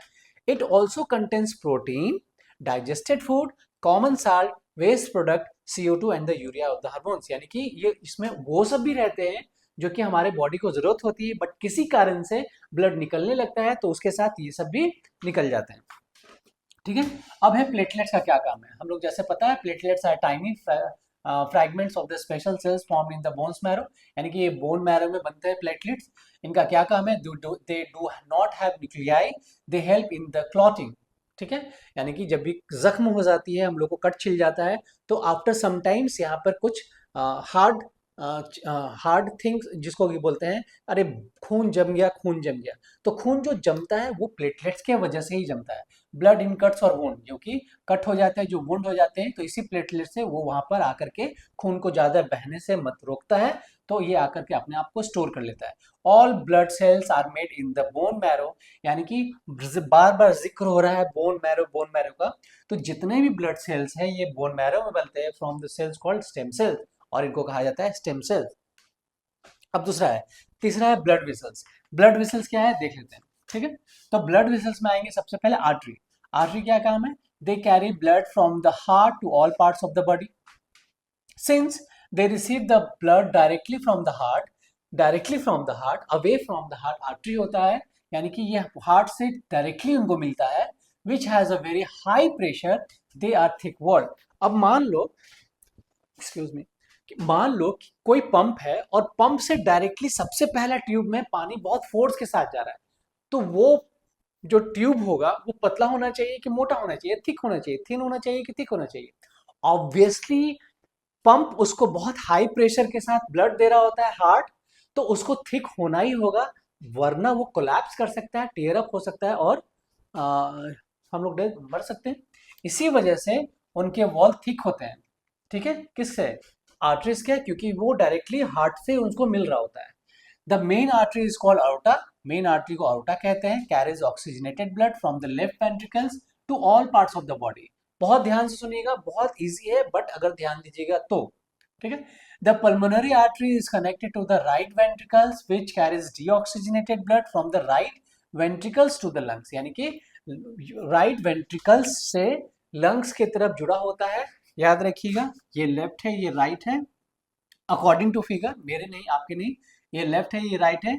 तो इससे जो मेन लंग्स से कनेक्टेड होता है वो डीऑक्सीजनेटेड होता है, और वो आर्टरी होता है, इसलिए उसको पल्मोनरी आर्टरी कहते हैं, क्योंकि अवे फ्रॉम द हार्ट होता है। अवे फ्रॉम द हार्ट हम लोग यहाँ देखे थे, जब अवे फ्रॉम द हार्ट होता है तो उसको मेन आर्टरी कहते थे, अओर्टा नाम था। यहाँ भी away from the lungs, away from the heart से लंग्स की तरफ जा रहा होता है, तो आर्टरी हो गया, बट इसको पल्मोनरी आर्टरी कहेंगे, क्योंकि आर्टरी का काम क्या होता है? आर्टरी का काम क्या होता है? ऑक्सीजनेटेड ब्लड को लेके जाना, बट यहाँ पर आर्टरी क्या काम करता है? डीऑक्सीजनेटेड ब्लड को लेके जाता है, इसलिए इसको पल्मोनरी आर्टरीज कहते हैं। या ठीक है, हो जाएगा आराम से, बहुत अच्छे से समझिएगा। अब वेन्स की बारी आती है। these blood vessels carry blood, deoxygenated blood from the heart back to the heart, यानी कि यही जो वेन होता है, मेन वेना कावा, यही मेन वेना कावा ब्लड को लेके लंग्स की तरफ लेके जाते हैं, ठीक है। दे आर थिन वॉल्ड, क्योंकि इसको किसी भी हाई प्रेशर वाले पंप से कनेक्ट नहीं होने की जरूरत है, इसीलिए ये थिन भी चलते हैं, थिन होते हुए भी चल जाते हैं। क्यों? क्योंकि इनको बस ट्रैवल कर रहा है, इनको कोई किसी का प्रेशर नहीं चलना है। They are thin walled because of the low pressure of the blood which flows in them, यानी कि प्रेशर बहुत लो होता है, हाई प्रेशर नहीं होता है, इसलिए इनको थिन वॉल ही रहता है। These have valves present in them which prevents black flow of the blood. अब मान के चलो, तब क्या हो जाएगा कि ये तो हार्ट से कनेक्टेड था, ये तो हार्ट से कनेक्टेड था, तो हार्ट तो बहुत हैवी मशीन है, तो ये तो डीऑक्सीजनेटेड ब्लड को लंग्स तक लेके चला जाएगा, लेके दे सकता है, इसके पास तो एबिलिटी है। बट तब क्या होगा जब आपके सबसे नीचे वाले सेल से डीऑक्सीजनेटेड ब्लड वेन्स के थ्रू लंग्स तक पहुंचाना है, तो आपके हार्ट, मतलब नीचे तो हार्ट कोई पंप जैसा चीज होता ही नहीं है, तो वो फिर तो मुश्किल हो जाएगा उसके लिए, क्योंकि नीचे तो हार्ट है ही नहीं, वहां तो हाई प्रेशर है ही नहीं। अब वो लंग्स को वही डीऑक्सीजनेटेड ब्लड कैसे सप्लाई करेगा? तो छोटे छोटे वॉल्व्स हर एक जगह अवेलेबल होते हैं, ताकि वहां तक आने पर वो उसको पकड़ के होल्ड करके रखे, ताकि स्लिप होके नीचे ना गिर जाए। इसलिए वहां पे वाल्व कनेक्टेड होते हैं, जो कि रोकते हैं बैक फ्लो होने से। याद रखिएगा, वही यहाँ लिखा हुआ है, एकदम ध्यान से देखिए, ठीक है। Valves are present prevent back flow of the blood, ठीक है। The main veins called vena cava is connected to the right atrium and carries deoxygenated blood from all parts back to the heart. The pulmonary vein, यहाँ से when था, है ना, carries oxygenated blood from the heart lungs back to the heart, यानी कि बहुत simple है, बस चीज़ों को समझिए, एक एक को अच्छे से मेमोराइज कीजिए कि कहाँ से क्या गया, उसके बाद क्या नाम चेंज हुआ। ये बहुत आसान है आपके लिए, किसी के लिए भी जो अच्छे से पढ़ेंगे। अब बात आती है कैपिलरीज की। कैपिलरीज क्या होते हैं? These are the thin walled extremely narrow tube which connect arteries to vein. यानी कि ये वही कैपिलरीज है जो मेन आर्टरी जहां से ऑक्सीजनेटेड ब्लड लेके आए थे और बॉडी ऑर्गन तक, एक एक टिश्यू तक, उससे पहले वो कैपिलरीज में बढ़ गए थे। और वही कैपिलरीज ऑक्सीजनेटेड ब्लड लेके आए थे जहां पर रेस्पिरेशन हुआ था, एटीपी बना था और एनर्जी मिला था। ठीक है। The various dissolved substances like oxygen, food present in the blood pass through the capillaries। यानी यही वही चीज है, वही मेन ट्यूब है जहां से ऑक्सीजनेटेड ब्लड लेके आएंगे और सभी जगह सभी बॉडी ऑर्गन्स को दे देंगे। At the same time, the waste materials also enter the capillaries, thus an exchange of take places। इसका मतलब ये है, यही वो दोनों कैपिलरीज है जहां पर एक्सचेंज टेक प्लेस किया। यानी कि एक कैपिलरी जो ऑक्सीजनेटेड ब्लड लेके आया, ऑर्गन्स को दिया, ऑर्गन्स रेस्पिरेशन किया। दूसरा कैपिलरीज यहाँ पे जो CO2 बना, इस CO2 को इस कैपिलरीज के द्वारा इस कैपिलरीज में भेज दिया गया और ये कैपिलरीज वेन को दिया और वेन से लंग्स तक चला गया। आसान है। चलो, डबल सर्कुलेशन क्या होता है और सिंगल सर्कुलेशन क्या होता है? डबल सर्कुलेशन हम लोग में मिलता है और सिंगल सर्कुलेशन जनरली हम लोग फिश में देखते हैं। ये क्यों इतना जरूरी है? जरूरी है कि नहीं है, ये भी हम लोग देखेंगे, सीखेंगे। तो याद रखिए, हमारे शरीर में यानी हमारे हार्ट सिस्टम में कितनी बार ब्लड गया, कितनी बार ब्लड गया। यानी कि लंग्स से एक बार ब्लड हार्ट में आया, ठीक है, और दूसरी बार निकल के फिर लंग्स में चला गया। तो यही होता है double circulation. Blood flows twice through the heart before completing a full circuit. यानी कि पूरा एक कंप्लीट सर्किट करने से पहले तक वो 2 बार सर्कुलेट होता है, इसीलिए डबल सर्कुलेशन इसका नाम पड़ा है। और सिंगल सर्कुलेशन का मतलब है उनको वापस से लेके तो आना है ऑक्सीजनेटेड ब्लड, बट वापस उसको आने की जरूरत नहीं है, वो अपने आप में अडेप्ट करते हैं। अब कैसे अडेप्ट करते हैं तो इसको देखते हैं, इसको देख लेते हैं ऐसे। ठीक है, मान लेते हैं ये अभी है animal group, animal animal group. ठीक है, कौन कौन एनिमलों का नाम लिखेंगे। उसके बाद है हार्ट चैम्बर,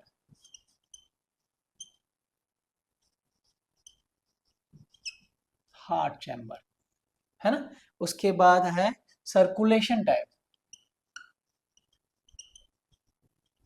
सर्कुलेशन टाइप, कैसा उसका सर्कुलेशन टाइप है। और देन है बॉडी टेम्परेचर रेगुलेशन, यानी कि उनका बॉडी कैसा है, बॉडी टेम्परेचर रेगुलेशन, है ना। अब देखते हैं किस वाले ब्लड ग्रुप में कैसा सर्कुलेशन होता है और हम लोग को बहुत इंपॉर्टेंट से देखना होगा। तो पहले वाले ग्रुप में आ जाएंगे, हमारे एनिमल्स के ग्रुप में कौन आ जाएंगे, बर्ड्स और मैमल्स। बर्ड्स आ जाएंगे, मैमल्स आ जाएंगे। अब कितने हार्ट के चैम्बर है उनके पास? बर्ड्स और मैमल्स में 4 होते हैं, हम लोग भी उसी में आएंगे। क्योंकि ये 4 होते हैं तो इनका सर्कुलेशन टाइप कैसा होगा, है ना। ये क्या करेंगे, कंप्लीट करेंगे ना, तो डबल सर्कुलेशन।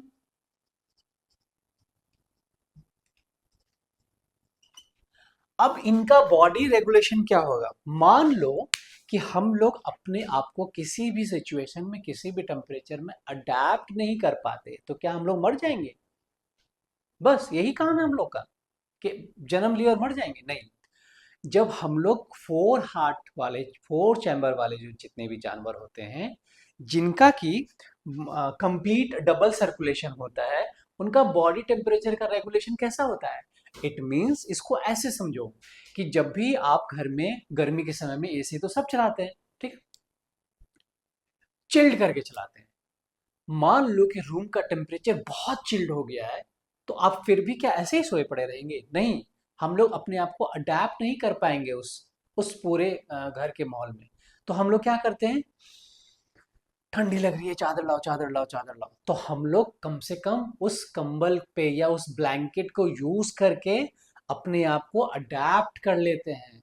हमारा शरीर अडेप्ट नहीं होता है, बट उस कंडीशन में हम लोग अपने आप को किसी अदर चीज को लेके अडेप्ट कर लेते हैं। यही बेसिक अंतर होता है। तो हम लोग में अडेप्टेबिलिटी होता है। इसीलिए जब भी ऐसे मैमल्स, ऐसे बर्ड जिसमें 4 हार्ट होते हैं चैम्बर, और वो डबल सर्कुलेशन कहते हैं, डबल सर्कुलेशन कंप्लीट करते हैं, तो इनको कैसा बोला जाता है? उनको वार्म ब्लड बोला जाता है। वार्म ब्लडेड, वार्म ब्लडेड बोला जाता है। ठीक है, अब समझ में आया क्यों कोल्ड ब्लडेड और वार्म ब्लडेड में डिफरेंसेस आते हैं। यानी कि हम लोग अपने आप को वार्म ब्लडेड कहेंगे, क्यों?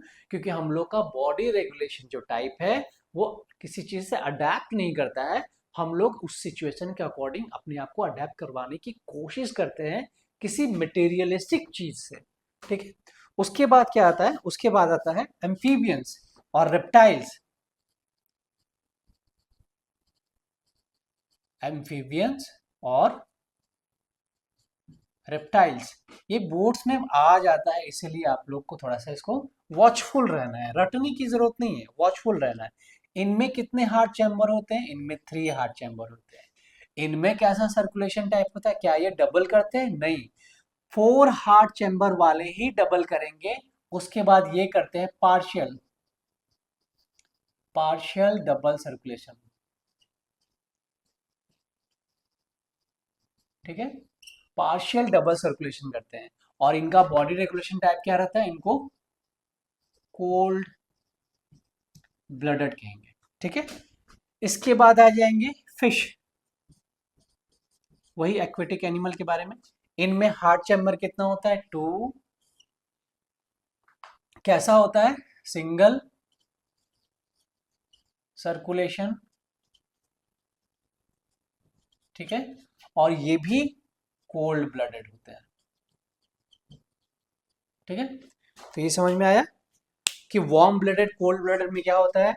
फिश किसी भी जगह आराम से रह लेते हैं, किसी भी टेम्परेचर में अडेप्ट कर लेते हैं, क्योंकि इनके पास 2 हार्ट ऑफ चैम्बर होता है और ये सिंगल सर्कुलेशन कंप्लीट करते हैं। यानी आया ब्लड से, ऑक्सीजनेटेड ब्लड आया, रेस्पिरेशन हुआ और कहीं ना कहीं चल गया, वापस इनको लंग्स तक दोबारा आकर के रिपीट करने की जरूरत नहीं होती है, जो 4 हार्ट चैम्बर में होती है और जिनको कि वार्म ब्लडेड एनिमल कहा जाता है। ठीक है, तो ये बहुत इंपॉर्टेंट वाला टॉपिक था, इसको आराम से पॉज करके इसका नोट्स बनाइएगा और याद भी कर लीजिएगा, क्योंकि एक दो बार याद कर लेंगे तभी हमारे बोर्ड के एग्जाम के लिए ये वैलिड रहेंगे। बस पढ़ लीजिएगा जरूर, वरना बहुत बच्चे तो सोचते हैं चीटिंग भी कर लेंगे। अब इसी पूरे ब्लड सर्कुलेशन जब कंप्लीट होता है तो उसी में एक आता है लिम्फेटिक सिस्टम। इसका मतलब ट्रांसपोर्ट सिस्टम में सर्कुलेटरी सिस्टम और लिम्फेटिक सिस्टम आता है। तो लिम्फेटिक सिस्टम, मान के चलो ये वो नस है या ये वो जहां जहां तक ब्लड वेसल्स पहुंचते हैं वहां वहां लिम्फेटिक सिस्टम भी, यानी लिम्फ भी पहुंचता है। ठीक है, अच्छे से समझने के लिए इसको पहले डिस्कस करते हैं हम लोग। तो लिम्फ और टिश्यू फ्लूइड क्या होता है?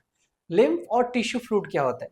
ये वो देखिए, जितने भी green green green green part हैं ये सब लिम्फ है, फ्लूइड टिश्यू है, फ्लूइड टिश्यू है। ठीक है, इसका मतलब ये है ये वो नसेस भी हैं, ये वो वेन्स है जो पूरे बॉडी में फैले हुए हैं, और वहीं पे लिम्फ भी उसी तरीके से पूरे बॉडी में फैला रहता है। ठीक है, क्यों? क्योंकि हर एक छोटे छोटे टिश्यू में ऑक्सीजनेटेड ब्लड गया होगा, रेस्पिरेशन हुआ होगा, आ, और उसी रेस्पिरेशन में कुछ कुछ ब्लड वेसल्स, कुछ ब्लड लीक किए हुए कैपिलरी से, यानी कि ओवरफ्लो जब हो जाता है किसी भी कंटेनर में, जब पानी भर जाता है तो बोलते हैं अरे ये छलक कर गिर गया, तो ये लीक हो गया। उसी तरह इसी लिम्फेटिक सिस्टम में जो ब्लड आते हैं वो उसी कैपिलरी से छलके हुए, यानी कि लीकेज रहते हैं। डिटेल्स में पढ़ेंगे, अभी पहले समझ लेते हैं what is lymph. Lymph is a part of the lymphatic system. ये जो लिम्फ है इस पूरे लिम्फेटिक सिस्टम का पार्ट है।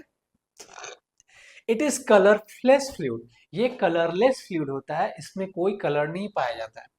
Formed when some components of blood leak through pores in the walls of capillaries. अभी बताए ये वो ये ये वैसे पाया जाता है जो कि थोड़ा छलका हुआ पार्ट या कह सकते हैं लीकेज पार्ट है उसी कैपिलरीज के, है ना। तो क्या मिलता है तो ब्लड का ही पार्ट बट लीक कर गया है, ठीक है। तो इसमें क्या होगा, प्लाज्मा होगा, प्रोटीन होगा, डब्ल्यूबीसी होगा। याद रखिएगा आरबीसी को छोड़ के ये तीनों ही कंपोनेंट इसमें मिल जाएंगे। कौन कौन, plasma, protein, WBC. Into inner circular space, उसी छोटे छोटे स्पेस में जहां पर ये छलक करके यानी कि लीक होके गिर जाते हैं उसी को इनर इंटर सर्कुलर स्पेस कहा जाता है। No RBC in the lymph, यानी कि इस लिम्फ में आरबीसीज नहीं पाए जाएंगे, इसीलिए इनको कलरलेस फ्लूइड कहा गया है, ठीक है।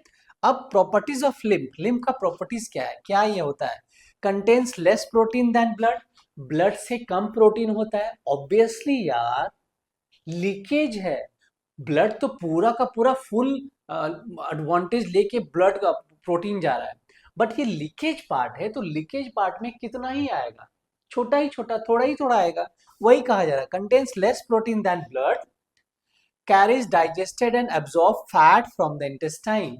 अब जो डाइजेस्टेड हो करके स्मॉल इंटेस्टाइन से डाइजेस्ट होके विलाई के द्वारा आफ्टर डिफ्यूजन ब्लड वेसल से जो टिश्यू तक से सेल तक पहुंच रहे में जो छलक के या लीक होके गिर जाते हैं उसी को तो ये उसी वो भी चीज तो इसमें रहेगा ना। Carries digested and absorb fat from the intestine, drains access fluid from tissues back into the blood, यानी कि जो उसमें उस टिश्यू से जो ड्रेन होके आ गया है वापस, अब ये बॉडी से निकल थोड़ी जाएगा, लिम्फेटिक सिस्टम निकाल थोड़ी देता है, लिम्फेटिक सिस्टम वही तो है, इसको बनाया ही ऐसा गया है कि जो भी छलक कर या लीक होके गिर जाए वापस से उसको उस प्रोसेस तक लेके चले जाएंगे जहां से फिर से वो रीअब्सॉर्ब होके हमारे बॉडी को मिल जाएगा, ठीक है।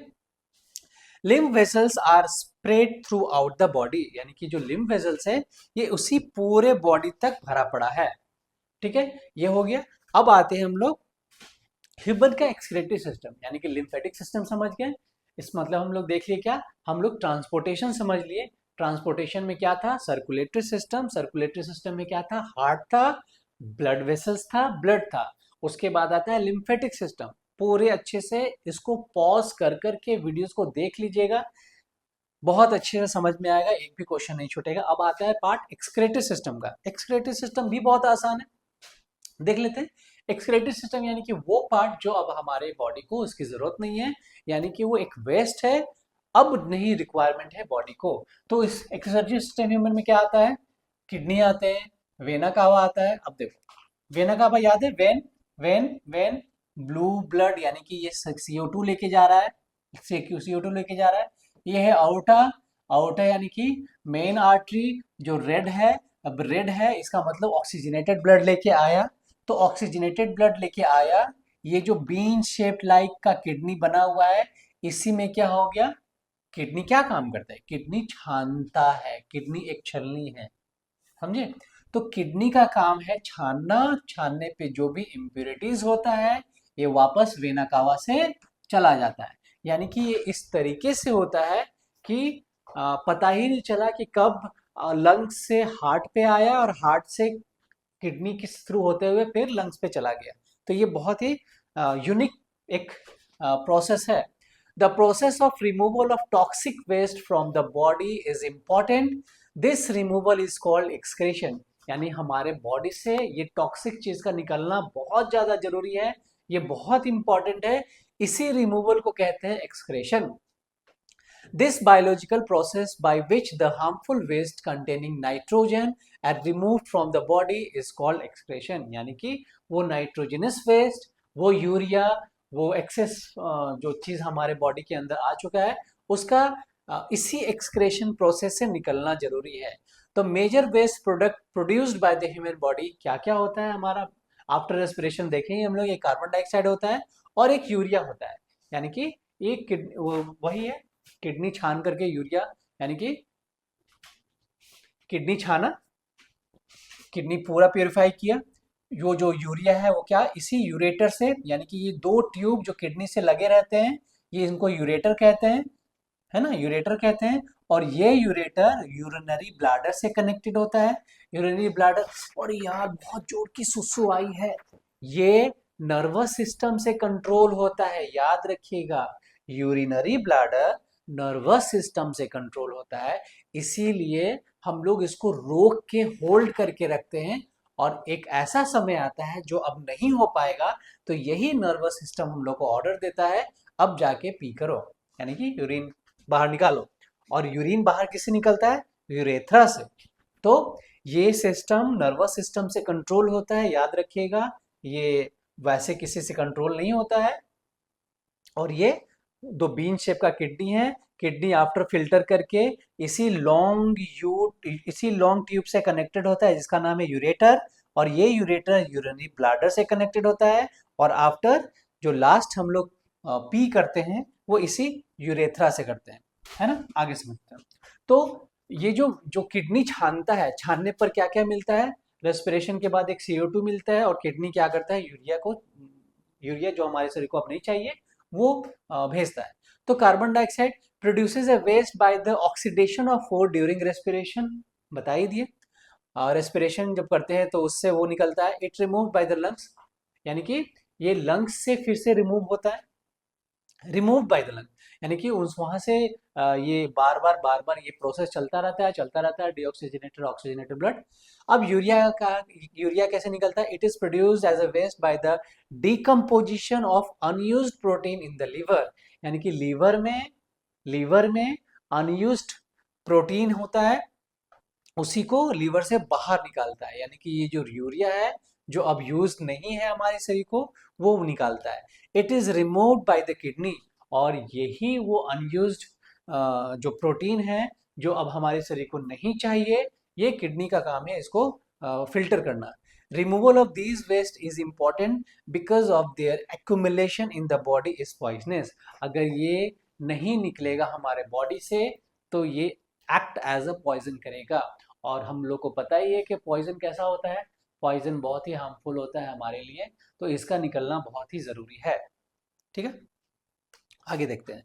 किडनी, किडनी क्या है, these are the bean-shaped filtered organs which removes urea and other waste just as salt, excess water from the body in the form of urine, यानी कि excess salt जो हमारे शरीर में बन रहा है, यूरिया जो बन रहा है, वेस्ट सॉल्ट है, एक्सेस वाटर है जो अब हमारे शरीर को नहीं चाहिए, वो इसी ये किडनी उसको छानता है, छानने के बाद अब बोलता है कि अब बॉडी में ये सब चीज़ की जरूरत नहीं है, अब तुम यूरिन के थ्रू निकल जाओ। येलो लिक्विड वेस्ट, अब ये जो वेस्ट है इसमें कुछ कलर आते हैं जिसको कि कभी कभी बोलते हैं ना, अरे तुम्हारा यूरिन तो येलो हो गया, इट मीन्स अपने बॉडी को पानी और दो ताकि ये अच्छे से फिल्टर करे और एकदम क्लीन क्रिस्टल फॉर्म में यूरिन निकले। Humans have two bean shaped kidney, each kidney is made up of large number of excretory units called nephron, याद रखिएगा नेफ्रॉन क्या होता है, यानी कि अगर एक किडनी बड़ा छलनी है तो नेफ्रॉन उसके छोटे छोटे पार्टिकल्स हैं, विदाउट नेफ्रॉन किडनी अकेला कुछ नहीं कर सकता। अगर हम लोग कहते हैं कि किसी की किडनी खराब हुई है, इट मीन्स अंदर के नेफ्रॉन सिस्टम काम करना बंद कर दिया है। इतना बड़ा किडनी अगर छलनी है तो नेफ्रॉन उसके पार्ट हैं, और लगभग लगभग 1 मिलियन नेफ्रॉन हर एक किडनी में रहते हैं, याद रखिएगा। ठीक है, कॉल नेफ्रॉन अच्छे से पढ़ेंगे। यूरेटर्स, अब क्या होता है, यूरेटर्स क्या होता है, these are the tube which carries urine from each kidney, इसी दो किडनी से लंबे लंबे ट्यूब जो कनेक्टेड थे उसी को यूरेटर कहते हैं, इसका काम है यूरिन को यूरिनरी ब्लैडर में लेके चले जाना, open into the urinary bladder. ठीक है, अब यूरिनरी ब्लैडर क्या होता है, स्ट्रेचेबल बैग जो बड़ा हो सकता है, which stores urine until the brain signal to the release it, यानी कि ये इलास्टिक वाला प्रॉपर्टी होता है, यानी बढ़ रहा होता है, बढ़ रहा होता है, बढ़ रहा होता है। ऐसा नहीं होता है कि हम लोग को थोड़ा भी सुसु लगता है हम जाए कर लेते हैं, हम लोग उसको होल्ड करते हैं। तो ये डायरेक्ट ब्रेन इसको सिग्नल देता है कि अब नहीं कंट्रोल कर सकते, जाके यूरिन करो। यूरेथ्रा का काम क्या है? Urine is passed out from the body through the urethra, यानी कि इसी यूरेथ्रा से यूरिन पास आउट होता है। आसान है, बहुत आसान है, आराम से पढ़ो, बहुत आसान है, बस थोड़ा सा समझ लो। मेरे ख्याल से बहुत आसान है यार। ठीक है, अब इसमें क्या है? नेफ्रॉन। नेफ्रॉन के बारे में हम लोग क्या देखे थे? नेफ्रॉन वो छोटा छोटा पार्टिकल्स होता है जो इसी बड़े से किडनी का हिस्सा होता है। यानी कि अगर किडनी एक बहुत बड़ा छलनी है तो नेफ्रॉन उसके छोटे छोटे पार्टिकल्स हैं। और यहां भी मान के चलो, यहां भी ये जान लो, हर एक छोटा नेफ्रॉन हर एक कैपिलरीज को पकड़ता है और छानता है। जितनी भी छोटे छोटे कैपिलरीज हैं, जितने भी ब्लड वेसल्स, यानी कि छोटे छोटे कैपिलरीज देखे हम लोग, ऑक्सीजनेटेड ब्लड लेके आया छोटे छोटे कैपिलरीज से, यानी कि ब्लड वेसल्स के अंदर छोटे छोटे कैपिलरीज में ही वो बढ़ते हैं। और नेफ्रॉन इसी एक एक छोटे छोटे छोटे छोटे कैपिलरीज को पकड़ता है, पकड़ता है, पकड़ता है और फिल्टर करना स्टार्ट कर देता है। तो nephron is a structural and functional unit of the kidney. Nephron kidney का स्ट्रक्चरल एंड फंक्शनल हथियार है जो किडनी के लिए काम करता है। Each kidney has a large number of nephron. Large number of nephron होते हैं लगभग लगभग 1 मिलियन के। अब इसी में पाया जाता है ग्लूमरल फिल्ट्रेशन। कहाँ पे होता है? ये है आपका ग्लूमरल फिल्ट्रेशन, है ना। इसको कहते हैं ग्लूमरस। ग्लूमरस कहते हैं, और क्योंकि यहाँ फिल्टर होता है इसलिए इसका नाम है ग्लूमरल फिल्ट्रेशन। ठीक है, ग्लोमेरुलर फिल्ट्रेशन। ग्लोमेरुलस में फिल्टर होता है इसलिए इसका नाम है ग्लोमेरुलर फिल्ट्रेशन। चलो अब इसके बारे में देखते हैं क्या है ये। नाइट्रोजनस वेस्ट जैसे कि glucose, water, amino acid and excessive salt from the body are filtered and initial filtrate enters into the Bowman's capsule of the nephron. इसका मतलब ये है, यही है वो बोमेंस कैप्सूल जिसके अंदर ग्लोमेरस होता है, और इसी बोमेंस कैप्सूल के अंदर में ग्लोमेरस होता है, और वहां क्योंकि फिल्टर होता है इसलिए इसको ग्लोमेरल फिल्ट्रेशन कहते हैं। तो बोमेंस कैप्सूल के अंदर ग्लोमेरस, वहां पे फिल्टर होता है, ग्लोमेरल फिल्ट्रेशन कहते हैं। ठीक है, अब नेफ्रॉन में, अब इसमें होता क्या है? इसमें क्या होता है, इसमें वो लोग जो ग्लोमेरल फिल्ट्रेशन होता है इसमें वो नहीं चाहते हुए भी बहुत चीज को फिल्टर कर देते हैं जो हमारे बॉडी को जरूरत होता है एक्चुअल में। इसका मतलब है ग्लोमेरुलर फिल्ट्रेशन में एक्सेस फिल्ट्रेशन हो जाता है जो कि हमारे बॉडी को जरूरत है उस प्रोडक्ट की, बट बिकॉज क्योंकि ये एक्सेस फिल्ट्रेशन कर देता है इसीलिए यहां पर एक बहुत बड़ा दिक्कत आने की वजह से क्या होता है, ये आफ्टर फिल्ट्रेशन वेस्ट से तुरंत नहीं निकाल देता है। इसीलिए ये यहाँ पर अगर इसको लगता है कि मेरे से गलती हो गई है तो उसको एक रिकवर करने का जो चांस मिलता है, तो आफ्टर फिल्ट्रेशन ये जो रेड वाला पार्ट आप देख रहे हैं ना, ये रेड वाला पार्ट, इसी में वो ट्रैवल करते रहता है, करते रहता है, करते रहता है। और जिस भी जगह से मान लो एक्स्ट्रा सॉल्ट छन चुका है, एक्स्ट्रा वाटर भी ये छान के निकालने के लिए भेज चुका है। ठीक है, और क्या आता है, कुछ यूजफुल सब्सटेंसेस भी ये निकाल देता है। तो अब ये सब चीज तो बॉडी को चाहिए ही चाहिए, तो ये क्या करता है, यहीं पर ये ट्रैवल करता रहता है, ट्रैवल करता रहता है। कहीं यहाँ से इसको मिल गया तो ये अब्जॉर्ब कैप्चर कर लेता है, फिर यहाँ से मिल गया तो ये एक्स्ट्रा सॉल्ट कैप्चर कर लेता है, फिर यहाँ से मिल गया तो ये एक्स्ट्रा वाटर ये कैप्चर कर लेता है, और कैप्चर करने के बाद इसको फिर से रीअब्जॉर्ब करता है। और जब ये पूरा का पूरा अब इसमें कुछ भी वैसा चीज नहीं बचा जो कि वापस से बॉडी को चाहिए, तो इसी कंडक्टिंग डक्ट के सहारे ये निकाल देता है, यानी कि वेस्ट अब सारा नीचे चल जाए। ठीक है, तो इसको ट्यूबिल भी कहते हैं। आगे देख लेते हैं, ग्लोमेरुलर फिल्ट्रेशन हो गया, सेलेक्टिव रीअब्जॉर्प्शन, ये वही सी चीज के बारे में बात कर रहे थे कि वापस से रीअब्जॉर्ब करने के प्रोसेस को सेलेक्टिव रीअब्जॉर्प्शन कहते हैं। इट मींस जो चीज गलती से या एक्सीडेंटली एक्सेस फिल्ट्रेशन हो चुका है उसको वापस से कैसे, क्यों और कैसे रीअब्जॉर्ब करते हैं ये देखते हैं। Selective reabsorption, useful substances like glucose, amino acid, salt and a major amount of water from the filter are reabsorbed back by capillaries surrounded the nephron। यानी कि इसी कैपिलरीज जो नेफ्रॉन से सराउंडेड रहता है, यही जो कैपिलरीज है जो नेफ्रॉन से सराउंडेड रहता है, यही वो सब चीज को वापस से बैक करके लाता है। क्या? Excess of salt, excess of acid, amino acid, excess of glucose जो वो फिल्टर कर देता है कैपिलरीज के थ्रू, वापस से ब्लड वेसल्स को देता है, जिसको ये कहते हैं सेलेक्टिव रीअब्जॉर्प्शन। अब देखिए, कभी कभी क्वेश्चन पूछता है ये बोमेन्स कैप्सूल किस शेप का रहता है? तो बोमेन्स कैप्सूल कैसा दिख रहा है आपको? ऐसा दिख रहा है, तो ये सी शेप्ड का रहता है। ये इंपॉर्टेंट है इसलिए बता दिए कि बोमेन्स कैप्सूल सी शेप्ड का दिखता है ना। आगे, हाँ, अब यही है तुम्हारे को, देखो जितने भी हैं, यही है ग्लोमेरुलस, यही है कैपिलरी छोटे छोटे, है ना।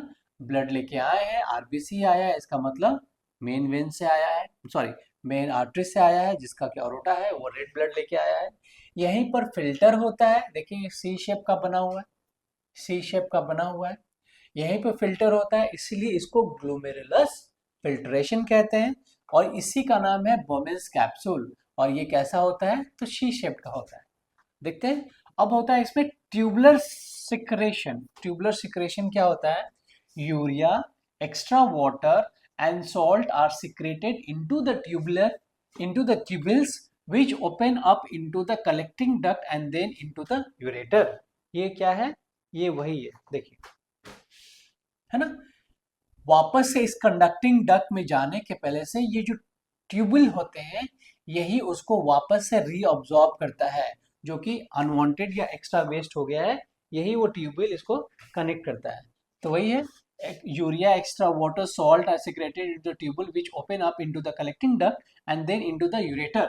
यानी कि ये वापस से इसी, ये जो ट्यूबल है वो जितना वेस्ट है अब जो बॉडी को नहीं चाहिए, ये उसी कंडक्टिंग डक्ट से लेकर के किडनी से जो लंबा ट्यूब निकला था यूरेटर, उसी में ये जाकर के दे देता है।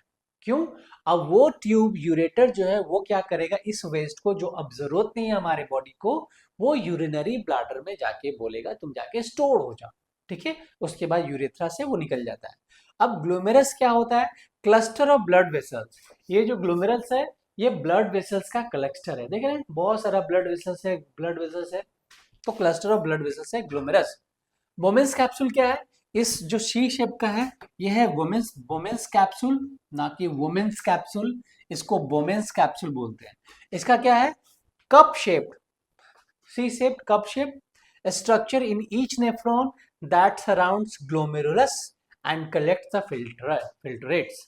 इसका मतलब यही वुमेन्स कैप्सूल है, इसी ग्लोमेरुलस में फिल्ट्रेट होता है, इसलिए इसको ग्लोमेरुलर फिल्ट्रेशन कहते हैं, ठीक है। हाँ, अब जब किडनी किसी की फेल हो जाती है तो क्या हम मर जाएंगे? नहीं नहीं। जब किडनी फेल हो जाती है तो हम लोग आर्टिफिशियल किडनी के सहारे जिंदा रहते हैं, जिंदा तो रहना पड़ेगा, आए हैं तो। An artificial kidney is a device design to replicate the function of a natural kidney. यानी कि नेचुरल किडनी के तरह ही वो अपने आप को एक्ट करवाते हैं, और जैसा कि किडनी का काम है फिल्टर करना, आर्टिफिशियल किडनी भी फिल्टर करता है as it is, primarily filtering blood and removing waste product from the body in the individuals.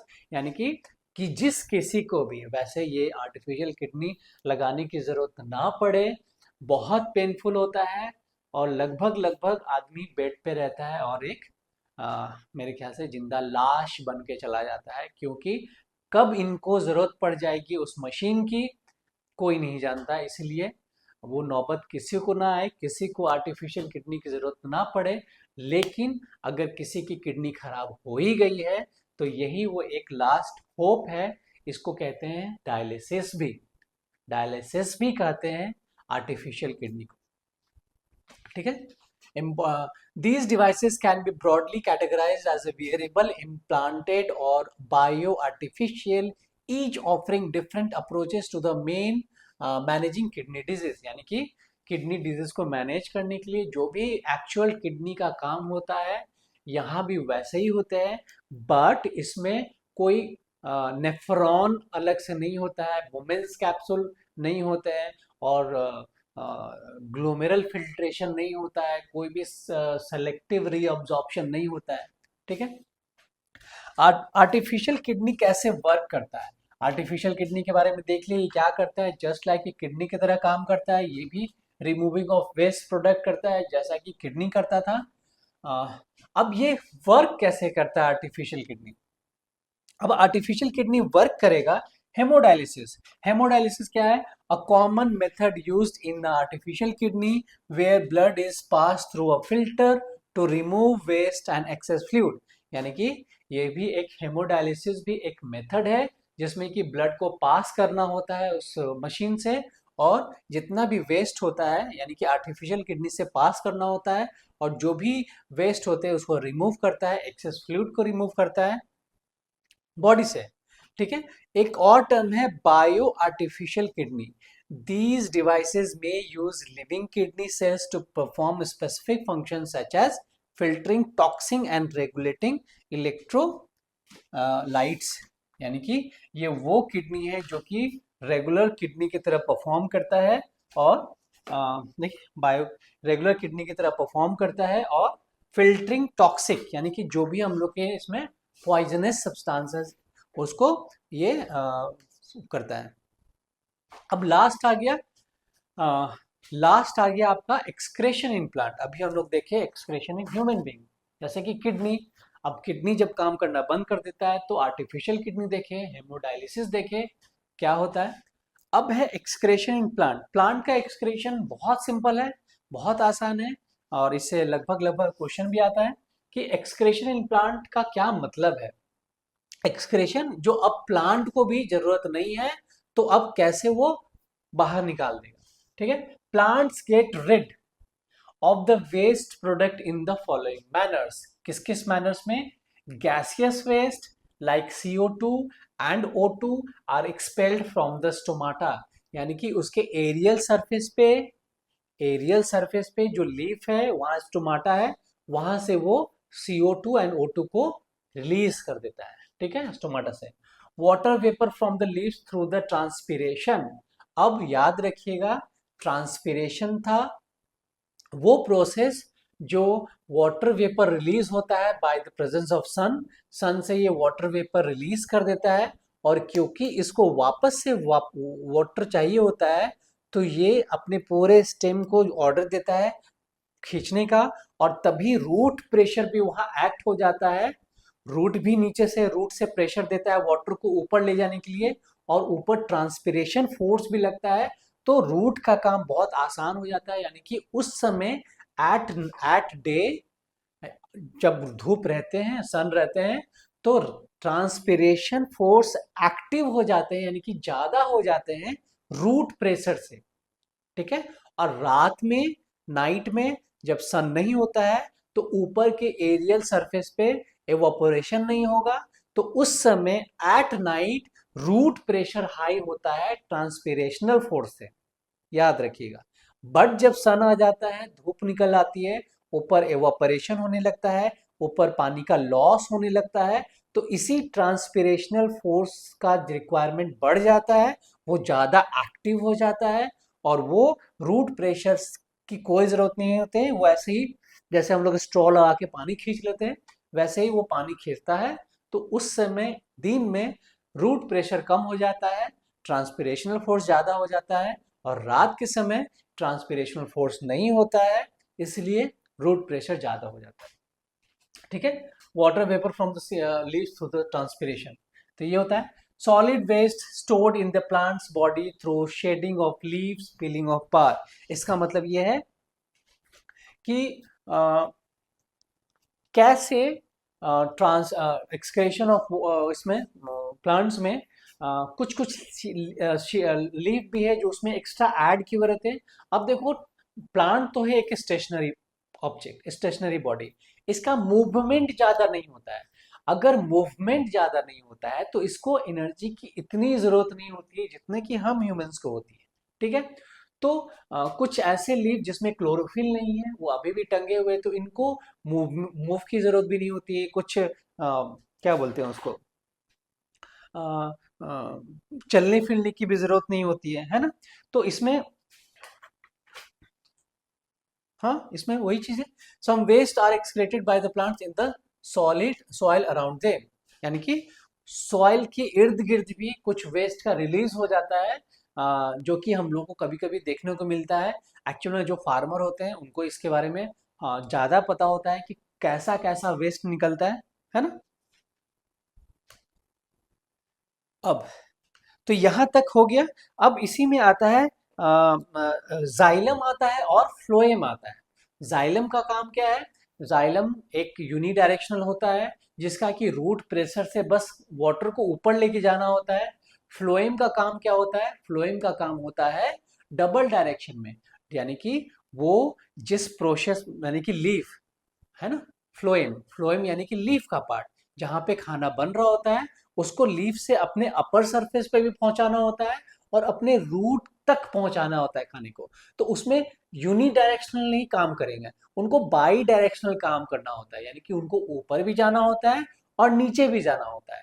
तो जब जाइलम का काम होता है यूनिडायरेक्शनल और फ्लोएम का काम होता है बाई डायरेक्शनल। ठीक है, क्यों? क्योंकि इनको फूड भी पहुंचाना होता है एरियल सरफेस तक भी और रूट सरफेस तक भी। ठीक है, और फ्लोएम जाइलम क्या करते हैं? वाटर और मिनरल को सारे बॉडी प्लांट्स तक सप्लाई करते हैं, यानी कि जाइलम वाटर और मिनरल्स को यूनिडायरेक्शनल वे में सारे चीज को, क्योंकि लास्ट से ही तो अप तक जा रहे हैं ना जाइलम, तो लास्ट से ही वाटर मिनरल्स को अब्सॉर्ब करेंगे और एरियल पार्ट लेके चले जाएंगे। इसको वन डायरेक्शन में मूव करना होता है। बट जो लीफ सरफेस पे हर एक पत्तियों में जो फूड बन रहा होता है, उसके बाद क्या होता है उनका काम, कि सभी जगह तक पहुंचाना होता है, चाहे वो अपर पार्ट हो चाहे वो लोअर पार्ट हो। इसलिए उनको फूड, अमीनो एसिड, ये सब चीज अदर सब्सटेंसेस बनाना होता है ताकि ये टॉप सर्विस तक भी पहुंचाए और लोअर सर्विस तक भी पहुंचा दे। ठीक है, जाइलम में रूट प्रेशर ज्यादा होता है। ठीक है, और फ्लोएम में क्या होता है? एक्टिव ट्रांसपोर्ट ज्यादा होता है। ठीक है, यानी कि ट्रांसपिरेशनल फोर्स ज्यादा होता है, याद रखिएगा। मेन टिश्यू क्या कौन सा इन्वॉल्व होता है जाइलम में? तो जाइलम में इन्वॉल्व होता है जाइलम वेसल्स, और फ्लोएम में इन्वॉल्व होते हैं सर्व ट्यूब्स। ठीक है, अब ये होता है। अब रोल ऑफ ट्रांसपिरेशन और रोल ऑफ, जैसे कि बता चुके हैं, डे नाइट में, डे में ट्रांसपिरेशनल फोर्स ज्यादा होता है, नाइट में रूट प्रेशर ज्यादा होता है। उसके बाद है ट्रांसपोर्ट ऑफ फूड, यानी कि ट्रांसलोकेशन। ट्रांसलोकेशन क्या होता है? इसी एरियल पार्ट से जब खाना बनता है तो उसको पूरे सरफेस पे पहुंचाना होता है। तो ये होता है, हाँ, तो ये होता है एक्सक्रेशन इन प्लांट, और प्लांट का कैसा होता है रेस्पिरेशन। तो इस वीडियो में ये आज का लास्ट था लाइव प्रोसेस का। आज अभी तक हम लोग वो सारा एक एक छोटा से छोटा पॉइंट तक पूरा कवर कर चुके हैं।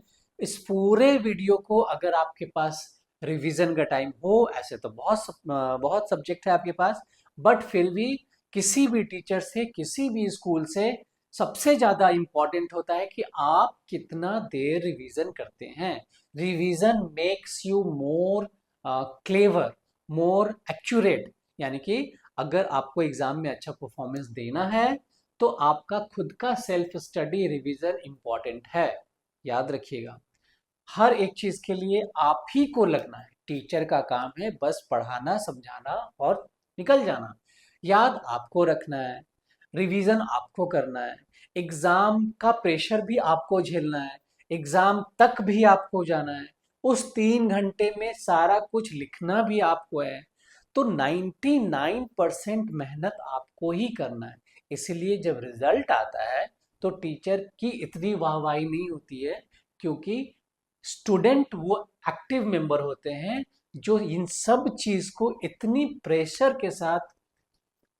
प्रेशर में रहते हुए भी इन सब चीजों को अपने दिमाग में रखते हैं और एग्जाम तक डिलीवर करते हैं। तो आपके लिए आपको ऑल द बेस्ट, आप ज्यादा मेहनत करते हैं। टीचर क्या करते हैं, टीचर बस आकर के आपको एक रास्ता प्रोवाइड करवा देते हैं और उस रास्ते पर आप लोग अपने हिसाब से चलते हैं। तो याद रखिए, हम दोनों ही मिलकर उस मुकाम तक पहुंचा सकते हैं आपको जहां पर आप पहुंचने के हकदार हैं। All the best.